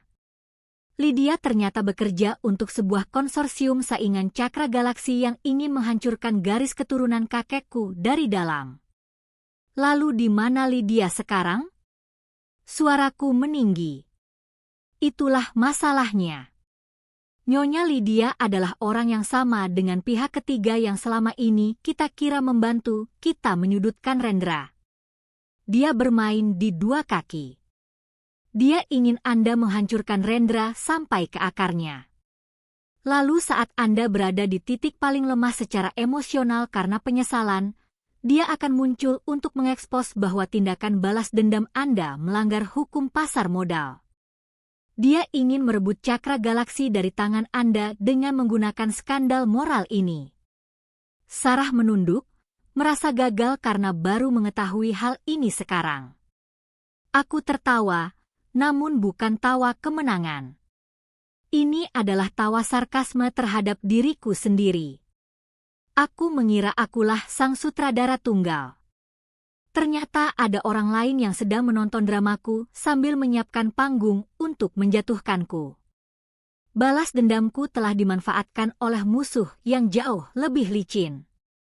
Jika aku terus menekan Rendra hingga mati, aku justru memberikan apa yang Lydia inginkan. Sebuah skandal besar yang akan menghancurkan reputasi firma investasiku. Panggil Rendra ke sini. Perintahku tiba-tiba. Sekarang nyonya dia sedang membersihkan toilet di lantai dasar. Sarah tampak terkejut. Sekarang bawa dia lewat lift pribadi. Aku tidak peduli dia pakai seragam apa. 10 menit kemudian, Rendra berdiri di tengah ruanganku. Seragam birunya tampak kotor dan basah. Wajahnya yang kuyu menatap lantai. Tidak berani melihatku. Bau karbol dari tubuhnya menguar. Sangat kontras dengan wangi ruangan ini. Angkat kepalamu, Rendra.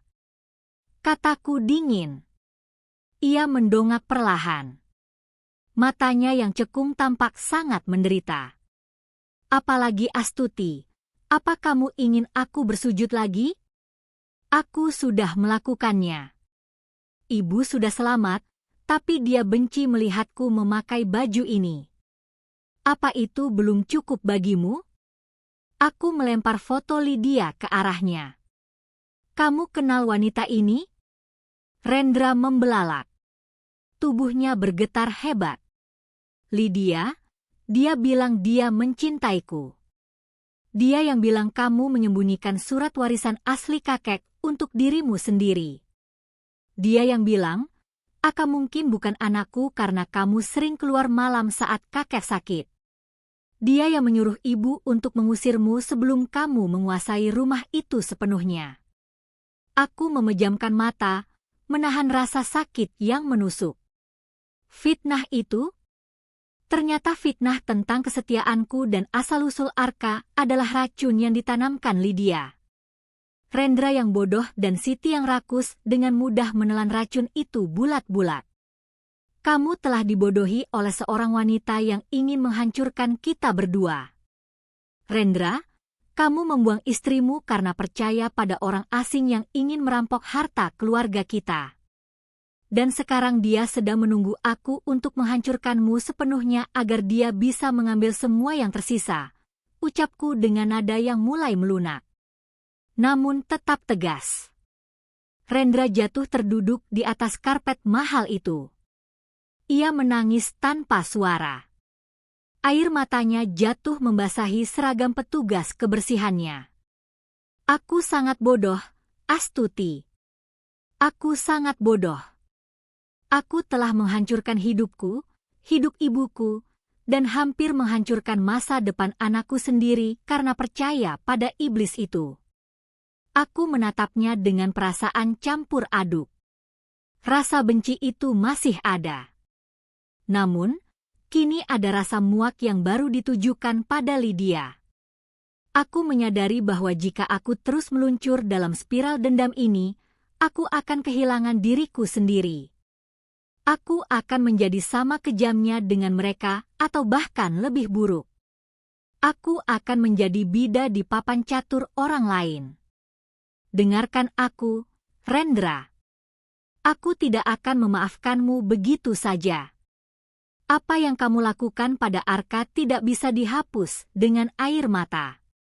Tapi aku tidak akan membiarkan orang luar menghancurkan apa yang kakekku bangun. Mulai besok kamu tidak lagi membersihkan lantai. Kamu akan membantuku mencari Lydia. Kamu akan menjadi saksi kunci untuk menyeretnya ke penjara. Ini adalah satu-satunya jalan bagimu untuk menebus dosa. Bukan dengan menyapu lantai, tapi dengan melindungi apa yang tersisa dari nama baik keluarga ini, kataku sambil berdiri dan berjalan menuju jendela. Rendra menatap punggungku dengan pandangan yang sulit diartikan. Harapan mulai muncul di wajahnya, namun dibarengi dengan rasa malu yang luar biasa. Di luar, awan hitam mulai berkumpul. Badai yang lebih besar akan datang.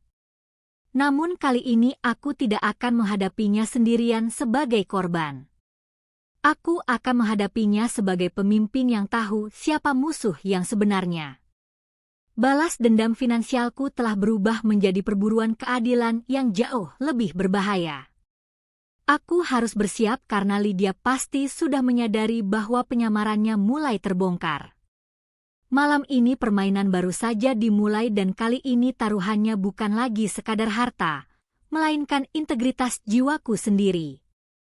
Malam semakin larut di lantai 50 gedung Cakra Galaksi. Rendra masih bersimpuh di atas karpet. Tangisnya telah reda berganti dengan napas yang berat dan penuh sesak. Aku menatapnya bukan lagi sebagai seorang istri yang merindu, melainkan sebagai seorang jenderal yang sedang menimbang nyawa prajurit pengkhianat di medan perang. Pengakuan tentang Lydia mengubah segalanya. Dendam yang selama ini kusulut dengan api amarah yang murni kini terasa sedikit berjelaga oleh manipulasi pihak ketiga. Aku menyadari bahwa Siti dan Rendra hanyalah pion-pion bodoh yang digerakkan oleh keserakahan mereka sendiri dan bisikan iblis dari Lydia. Bangun, Rendra. Jangan biarkan seragam kebersihan itu membuatmu semakin terlihat menyedihkan. Suaraku dingin bergema di ruangan yang kini terasa lebih luas. Rendra bangkit perlahan, kakinya tampak lemas. Ia mengusap wajahnya yang kusam.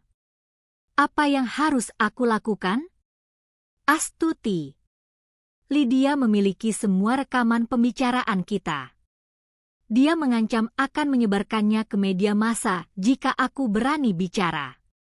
Dia bilang dia punya bukti bahwa aku yang merencanakan kebangkrutan perusahaan tekstil itu demi mencuci uang kakek. Itu semua bohong, tapi dokumennya tampak sangat nyata, ucapnya dengan nada gemetar. Aku tersenyum sinis. Dokumen bisa dipalsukan, Rendra. Itulah keahlian Lydia. Tapi dia lupa satu hal. Aku adalah pemilik firma investasi ini. Aku punya jejak digital setiap rupiah yang mengalir di jaringan perbankan negeri ini. Jika dia ingin bermain kotor, aku akan menyeretnya ke dalam lumpur yang lebih dalam. Aku berjalan menuju meja kerja, membuka sebuah laci rahasia, dan mengeluarkan sebuah diska lepas berwarna perak. Di dalam sini ada bukti bahwa Lydia melakukan penggelapan dana yayasan kakek sejak 5 tahun lalu. Dia tidak menghilang setelah pemakaman. Dia bersembunyi di balik perusahaan cangkang di luar negeri. Aku sudah mengawasinya, namun aku menunda untuk menghancurkannya karena aku terlalu sibuk menghancurkanmu. Sekarang dia telah melangkah terlalu jauh dengan mencoba mengancam posisiku. Tiba-tiba ponsel pribadi yang berada di dalam tas tanganku bergetar. Sebuah panggilan video dari nomor yang tidak dikenal. Aku memberikan isyarat agar Rendra diam. Aku menekan tombol terima dan meletakkannya di atas meja. Layar menampilkan wajah seorang wanita dengan riasan tebal dan senyum yang sangat palsu. Lydia dia sedang duduk di sebuah kafe mewah menyesap segelas anggur merah dengan sangat santai. Halo, Astuti. Sudah lama kita tidak bicara secara langsung. Aku lihat kamu sedang mengadakan reuni kecil dengan mantan suamimu yang malang itu. Apakah seragam barunya cocok untuknya? Lydia tertawa kecil. Suara tawa yang sangat kukenal dari masa lalu saat dia masih berpura-pura menjadi asisten kakek yang setia. Langsung saja pada intinya. Lydia, apa yang kamu inginkan? Tanyaku tanpa ekspresi. Oh, jangan terlalu tegang.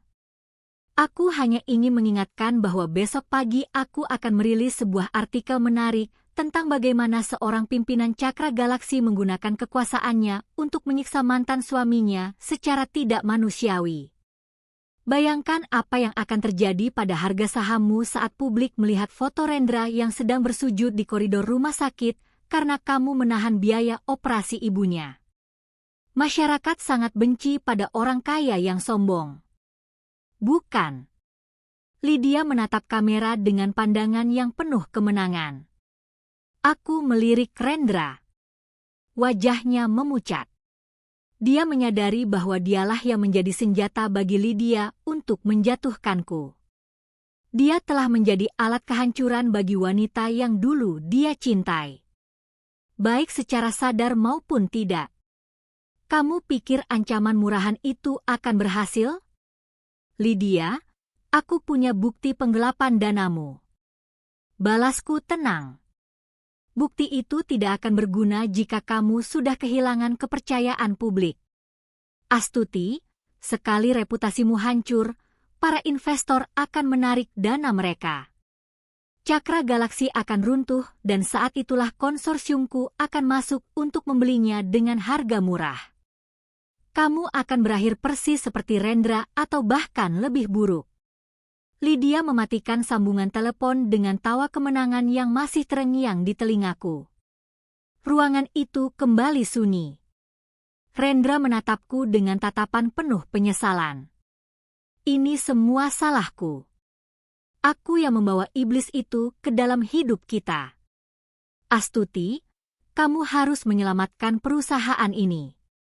Jika aku harus masuk penjara karena dokumen palsu itu agar kamu tetap aman, aku akan melakukannya. Itu adalah satu-satunya cara aku bisa menebus apa yang lakukan pada Arka. Aku menatap Rendra dalam-dalam. Untuk pertama kalinya dalam bertahun-tahun, aku melihat kejujuran di matanya. Namun aku bukan lagi wanita yang mudah luluh oleh janji. Aku harus berpikir strategis. Plot twist ini membuatku sadar bahwa balas dendam pribadiku telah menjadi celah keamanan bagi imperium bisnisku. Aku harus mengubah taktik. Tidak, Rendra. Kamu tidak akan masuk penjara untuk sesuatu yang tidak kamu lakukan. Kita akan memberikan Lydia apa yang dia inginkan, tapi dengan cara kita sendiri. Sarah masuk perintahku. Sarah masuk dengan cepat, tanpa sudah mendengar sebagian besar pembicaraan tadi. Iya, Nyonya Besar. Hubungi rekan media kita. Katakan kita akan mengadakan konferensi pers besok pagi pukul 9. Temanya bukan tentang investasi, tapi tentang pengungkapan sindikat penggelapan aset keluarga. Dan Rendra, besok kamu tidak akan memakai seragam itu. Kamu akan berdiri di sampingku sebagai saksi.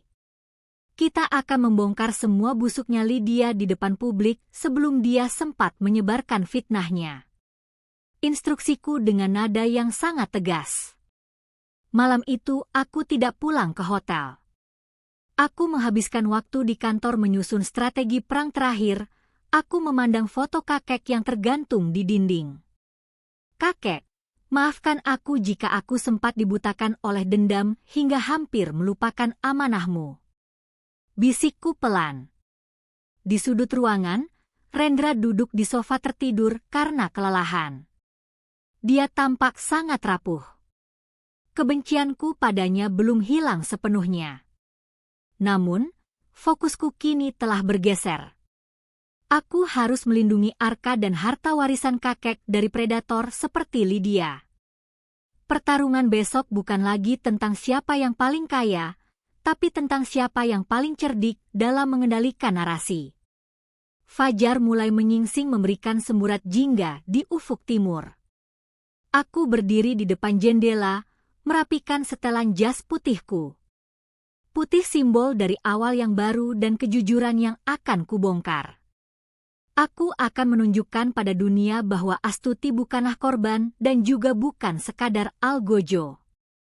Aku adalah pemilik mahkota yang sah dan siapapun yang mencoba merebutnya dengan cara kotor akan berakhir di tempat yang paling hina. Lydia pikir dia telah menang. Tapi dia lupa bahwa aku telah belajar dari guru terbaik. Penderitaan yang dia ciptakan sendiri. Hari ini drama ini akan berakhir dan aku akan memastikan bahwa hanya ada satu nama yang tetap berdiri tegak di akhir cerita ini. Pagi menyapa dengan kabut tipis yang menyelimuti gedung-gedung pencakar langit di pusat kota. Namun di dalam aula utama gedung Cakra Galaksi, atmosfer terasa panas dan mendidih. Puluhan wartawan dari berbagai media ekonomi dan hiburan telah berkumpul. Kamera-kamera mereka terpasang siap membidik. Sementara bisik-bisik spekulasi memenuhi ruangan. Mereka semua datang karena sebuah undangan mendadak tentang pengungkapan skandal besar yang melibatkan aset mendiang sang legenda properti. Aku berdiri di balik tirai panggung merapikan setelan jas putihku yang kaku. Di sampingku, Rendra berdiri dengan kemeja bersih. Namun wajahnya tetap pucat pasi. Ia tidak lagi memakai seragam biru petugas kebersihan. Namun sorot matanya menunjukkan bahwa ia memikul beban rasa malu yang jauh lebih berat dari pekerjaan kasar manapun. Ingat Rendra, katakan hanya kebenaran. Jangan mencoba membela dirimu karena publik tidak akan memaafkanmu. Tapi sampaikan bagaimana Lydia memanipulasimu. Biarkan mereka melihat bahwa keserakahanmu adalah alat yang dia gunakan. Bisikku tanpa menoleh padanya. Rendra mengangguk lemah. Aku mengerti. Astuti, aku akan menerima semua hinaan mereka. Aku hanya ingin Lydia tidak bisa menyakitimu dan Arka lagi. Aku melangkah maju ke podium saat pembawa acara menyebut namaku. Lampu kilat kamera menyambar-nyambar seperti badai petir yang menyilaukan. Aku menarik napas panjang, menatap lurus ke arah lensa-lensa yang haus akan drama. Di sudut ruangan, aku melihat sosok wanita mengenakan topi lebar dan kacamata hitam yang mencoba bersembunyi di barisan belakang. Aku tahu itu, Lydia. Dia datang untuk menonton kemenangannya yang ia sangka sudah di depan mata. Dia pasti mengira aku akan memohon ampun atau mencoba menyogok media. Selamat pagi, rekan-rekan media. Hari ini saya tidak berdiri di sini sebagai pimpinan firma investasi semata. Saya berdiri sebagai cucu tunggal dari kakek saya dan sebagai seorang ibu yang hak-hak keluarganya telah coba dirampas oleh sindikat kriminal yang terorganisir. Suaraku bergema tenang dan berwibawa melalui pengeras suara. Aku memberikan kode pada Sarah.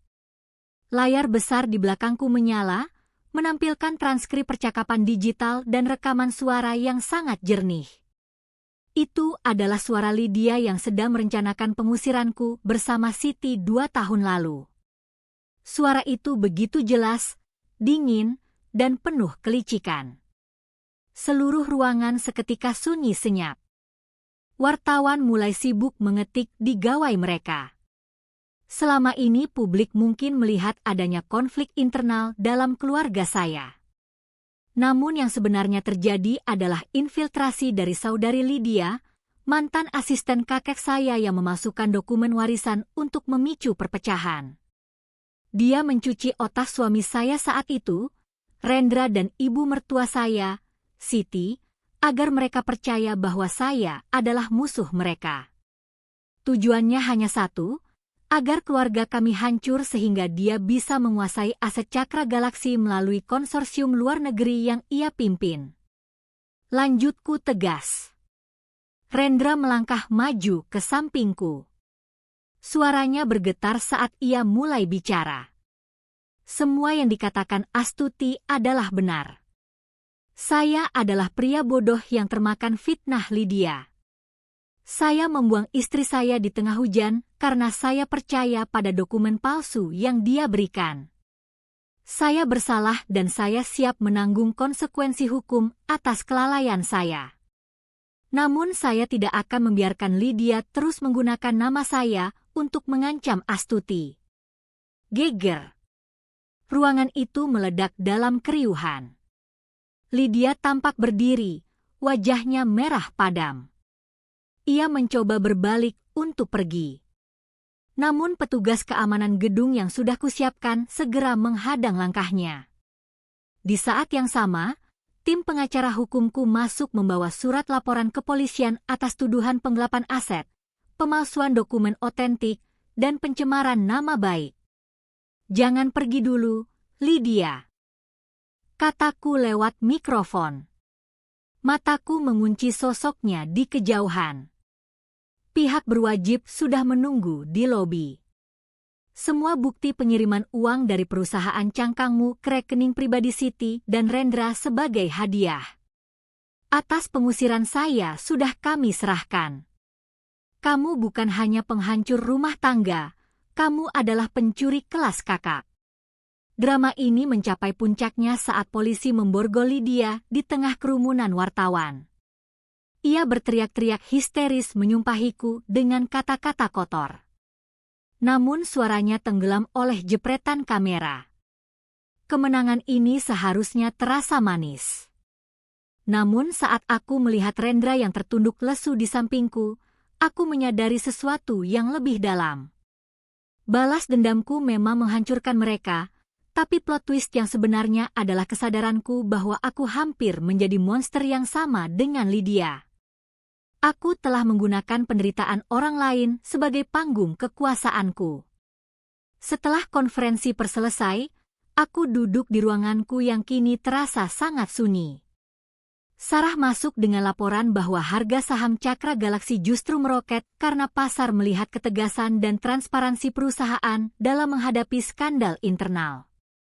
Musuh besarku telah jatuh dan musuh pribadiku Rendra serta Siti kini benar-benar hancur secara mental.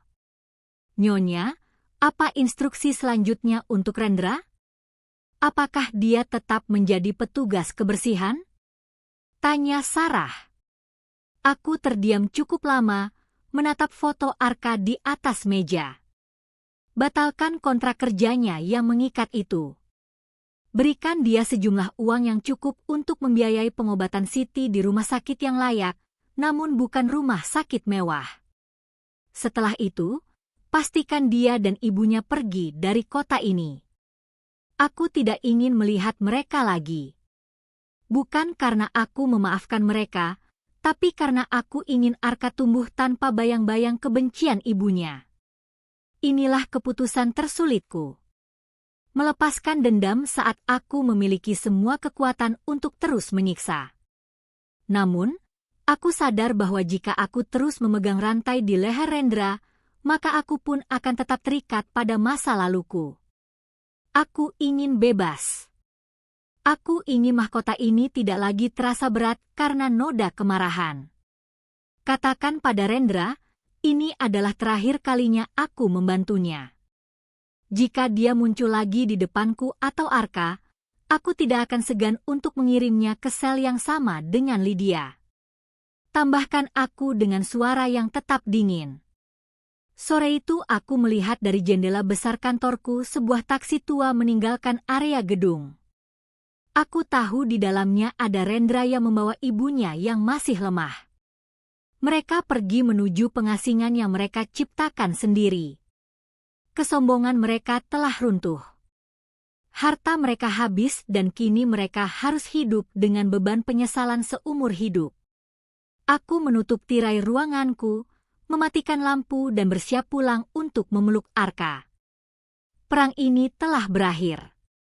Aku tetap menjadi pemilik tunggal kekayaan besar ini. Namun kini hatiku terasa lebih ringan.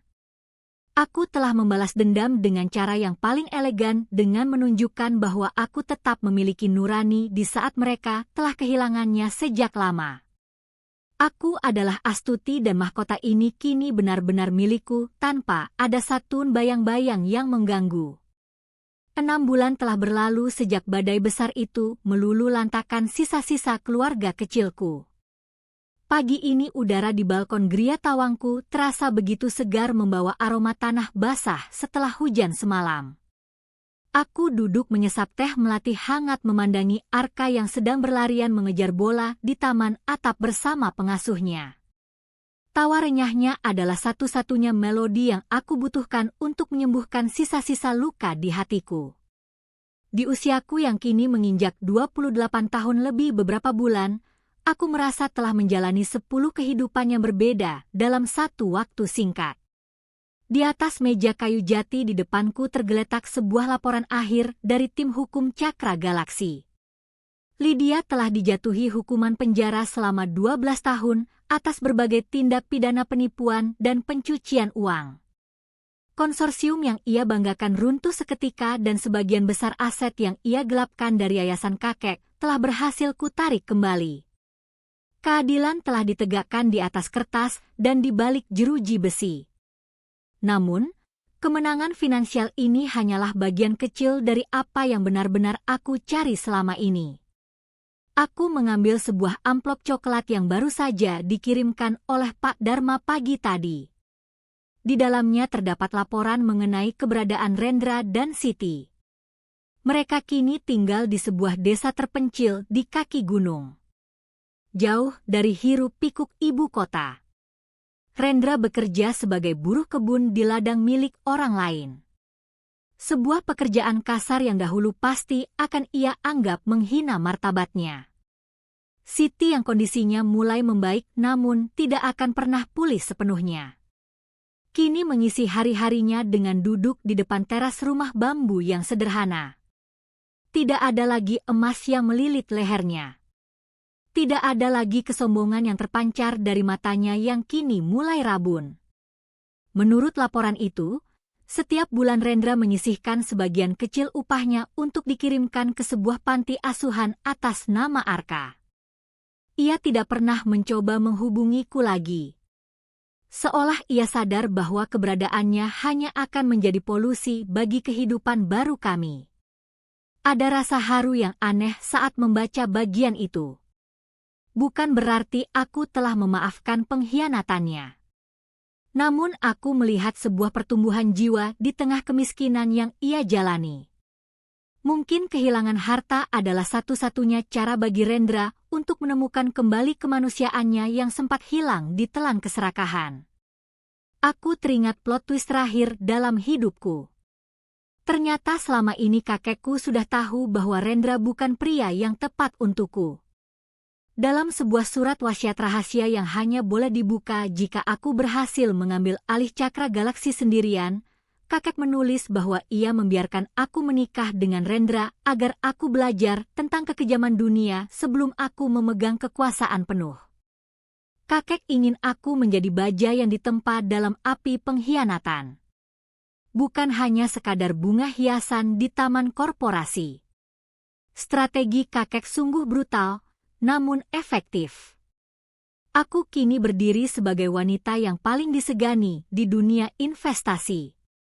Bukan karena warisan namaku, melainkan karena ketajamanku dalam menghadapi musuh. Nyonya besar, mobil sudah siap. Rapat umum pemegang saham akan dimulai 1 jam lagi. Suara Sarah memecah lamunanku. Aku berdiri merapikan gaun sutra berwarna biru dongker yang elegan. Aku bercermin sejenak. Wajah di cermin itu tampak lebih tenang, lebih dewasa. Garis-garis kepedihan di sudut mata kini telah berganti dengan kilat kecerdasan yang tak tergoyahkan. Aku tidak lagi merasa perlu membalas dendam kepada siapapun. Energi negatif itu telah kulepaskan bersama dengan kepergian taksi Rendra dari gedungku waktu itu. Balas dendam terbaik ternyata bukan hanya melihat musuh hancur, melainkan membangun kehidupan yang begitu indah sehingga bayangan mereka tidak lagi memiliki tempat untuk singgah. Arka, ibu berangkat kerja dulu ya, sayang. Pamitku sambil mencium kedua pipi putraku. Ibu pulang bawa mainan.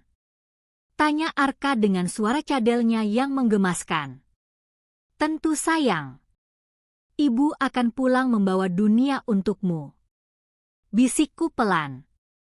Saat aku melangkah memasuki lobi gedung Cakra Galaksi, suasana terasa sangat berbeda. Orang-orang tidak lagi membungkuk karena takut, melainkan karena rasa hormat yang tulus. Aku telah mengubah budaya perusahaan dari yang semula hanya mengejar angka menjadi lebih mengedepankan integritas. Aku menyadari bahwa harta yang dikendalikan oleh tangan yang kejam hanya akan menciptakan kehancuran. Namun, harta di tangan yang bijak bisa menjadi berkat bagi banyak orang. Aku berdiri di depan podium ruang rapat besar, menatap jajaran direksi yang menanti instruksiku. Aku memulai presentasi hari ini bukan dengan laporan keuntungan, melainkan dengan visi baru tentang investasi sosial. Aku ingin Cakra Galaksi menjadi pelopor dalam membantu pengusaha kecil yang terpinggirkan, agar tidak ada lagi orang yang harus bersujud di koridor rumah sakit hanya untuk mendapatkan hak hidup yang layak. Sore harinya saat matahari mulai terbenam di ufuk barat, aku menyempatkan diri mengunjungi makam kakek. Aku meletakkan bunga mawar putih kesukaannya di atas nisan marmer itu. Kakek, aku sudah melakukan apa yang kakek inginkan. Aku sudah menjaga mahkota ini dengan cara yang paling terhormat. Aku telah menghancurkan mereka yang berniat jahat, tapi aku juga telah menjaga sisa nurani yang kakek ajarkan, ucapku lirih. Angin pegunungan berembus lembut, seolah memberikan jawaban atas keluh kesahku. Di titik ini, aku merasa lingkaran ini telah tertutup dengan sempurna. Astuti yang lemah telah mati, namun Astuti yang kejam juga telah bertransformasi menjadi Astuti yang adil. Hidup ini memang penuh dengan plot twist yang tidak terduga. Namun selama kita memegang kendali atas nilai-nilai diri kita sendiri, tidak ada badai yang tidak bisa kita lalui. Aku berjalan kembali menuju mobil, menatap langit yang kini berwarna jingga keemasan. Hidupku bukan lagi tentang balas dendam. Hidupku adalah tentang masa depan Arka, tentang keberlanjutan warisan kakek, dan tentang kedamaian yang akhirnya aku temukan di dalam diriku sendiri. Mahkota ini tidak lagi terasa berat di kepalaku karena aku tidak lagi memakainya untuk pamer kekuatan, melainkan untuk melindungi mereka yang aku sayangi. Dan disinilah ceritaku benar-benar dimulai sebagai seorang wanita yang berdaulat atas hartanya, hatinya, dan takdirnya sendiri. Tanpa pengulangan kesalahan masa lalu, aku melangkah maju menuju ufuk yang lebih cerah, meninggalkan debu-debu pengkhianatan jauh di belakang langkahku yang mantap.